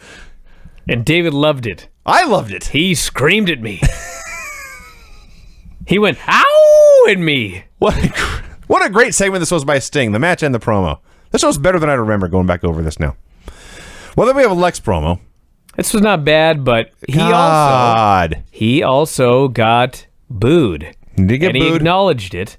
And he did rip his t-shirt off, and there was one woman who was very, very happy to see him with no shirt on. Sure. And she was also very, very happy later to see Ric Flair, so... Yeah. Not discerning. Well, Lex begins by saying, I saw Sting out here, and Sting's right. It's not the time to scream. And when Sting said he wasn't going to scream and shout, I was intrigued to see where this was going to go and how it was going to develop. When Lex Luger says, I'm not going to scream and take my shirt off, I thought, well, this is going to be a very boring promo then. And for the most part, it was. But he did. I did like where he noted Ric Flair has wrestled our Broadways. Yeah. We've seen it for years. And that one Horseman fan got under his skin. He tore his shirt off and he screamed for a while, and that was it. Dr. Death versus The Menace. So speaking of The Menace and Dr. Death, he was currently in legal trouble. Oh. He was caught with drugs, trying to head to Japan. 3 grams of coke, 22 grams of pot, 2 grams of mushrooms, assorted barbiturates, 240 steroid tablets, 28 milliliters of injectable steroids. They wanted to get him on distribution. Yeah. But apparently, I presume that he convinced him it was all for him. And... if I recall correctly, he got off. Oh. But he wasn't going to be able to go to Japan. No. So he was here wrestling. No. Well, that's all way more interesting than anything that happened here. Power Slam finish. Doctor did his stuff and won. A Ric Flair promo. This is not breaking news, okay? Mm-hmm. I'm not going to say that Ric Flair is great, or this was one of the best promos I've seen on the show in months, both of which are true. But it really hit me that the top 2 wrestling champions of the 80s were both personifications of the 80s in totally different ways. Yes. Hulk Hogan was a big, giant, jacked up bodybuilder, everything in excess, larger than life. Straight out of a cartoon. And fucking Ric Flair was the exact same thing, but financially. He was lifestyles of the rich and famous. He had a lot of money. He flaunted it. He was Dallas. He was Dynasty. He drove fast cars, the whole 9 yards. Those were the 2 big champions of the 80s. Yes. Were those 2 guys. Yes. Amazing. And they were totally different, but in some ways they were exactly the same. Yeah. So Flair's promo this week, not quite sure what got under his skin. Maybe somebody questioned his salary. I got to add, by the way, he was universally cheered. Oh, yes. There were a couple of people that booed Dusty. There were a couple of people that booed Lex. Nobody booed Rick. He was their guy. Partly because this is basically a babyface promo. He starts out by saying, I made $2 million last year. Which in the 80s, that's a babyface promo. Yeah. I did it without a law degree, without running a corporation, without running for president, which he threatened to do. He's not followed through on that threat yet. But he says, this college dropout who ran with any woman who would have him since he was 15 years old is the very best in that ring. And everyone cheers. He says, every star in this sport is a millionaire. Dusty Rhodes is a millionaire. Lex Luger, who was in the NFL for 9 years, which is news to me, he's a millionaire in his first year in the sport, and that's all thanks to me. Lexi says when you were playing football, all your buddies were telling him, hey, last week on TBS, the champ beat up Dusty Rhodes. And now, Lex Luger, you come into my world, you're trying to take, and he picks up the belt, my baby. You're trying to take my baby from me. He goes off about the planes and the cars and the big house and the nice side of town and all that. And finally he says, any major city, Lex, in all my magnificence, you're going to be mine all night long. It was great. It's awesome. It's awesome promo. Literally one of the best Flair promos I've seen on the show. Flair always cuts great promos, but like a lot of the promos are the same promo. He's bragging about women. He's bragging about this. He kind of gets serious at the end, but rarely do you see like a full serious promo. I don't think we've seen a full serious promo since he lost to Ronnie Garvin, and all of a sudden he wasn't the Nature Boy anymore, and so he was morose. This, for whatever reason, was just serious from start to finish. There was no talking about the women. I mean, there was talking about the women because, like, he's Ric Flair and he gets all the women, but it was not like, here's where we'll be staying. I hope to see all the ladies there.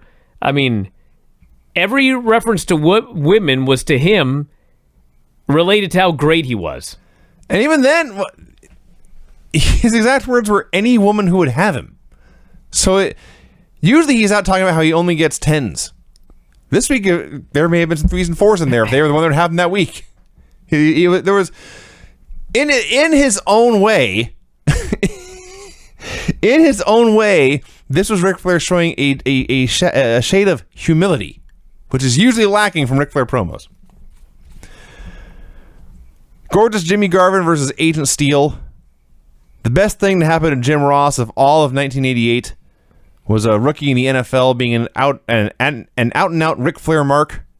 Brad Muster, a rookie in the Chicago Bears, wearing a Ric Flair t-shirt, taping his fingers like Ric Flair, getting it mentioned on TV. Best thing that ever happened to Jim Ross. He's so happy to talk about this. Talked about it for an hour. He was hoping the match went longer. Jimmy won with a brainbuster. By the way, Garvin and Precious are just randomly back together, happy as can be. Well, they were off TV for a while. They did the Tower of Doom. Yeah, they did the Tower of Doom, but it was like, I don't know. I don't think they've been on TV since, I don't think. No, and I mean, she did end up with him at the end, but I mean, they had a lot of problems going in, and she slapped him, and she did. There were all these problems. Get your hands off me, Jimmy We Garvin. never found out what Sullivan's envelope was all about. No, that part did totally that get just dropped. vanished. Like, what the fuck happened here? What did I miss? I don't know. That was just weird. They came out together. Am I the only one that noticed that? I know you're right. They're just back now. It's like the whole thing never happened. And didn't Sullivan give the envelope to Crockett and said, or Ross, one of the two. He gave it to one of them, and he told him to read it, and then we never heard anything about it again. The whole thing just got dropped. So this had to be a rib on Mike Rotunda. Maybe it had to do with Ronnie, and he left. I mean, yeah. I mean, the story was supposed to be that Precious was Sullivan's sister. Yes. You don't really need Ronnie there for that, unless they're going to do Sullivan and Ron Garvin. It just doesn't make any sense. It's just weird. It's very weird. So this had to be a rib on Mike Rotunda. He's one of the sweatiest wrestlers you'll ever see. So they put him in there with a guy named Eddie Sweat. Yeah. It was also a rib on Mike Rotunda because Eddie Sweat sucks. Rotunda goes, all he wants to do is whip the guy in and hit a back elbow. It takes him 3 tries to start and stop and just do the whip into the ropes.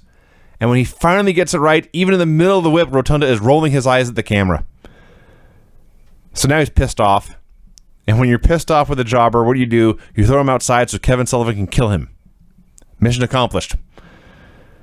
And eventually, Rotunda won with a double arm suplex, and he did nothing in this match, but you know what? He was sweating his ass off of his promo.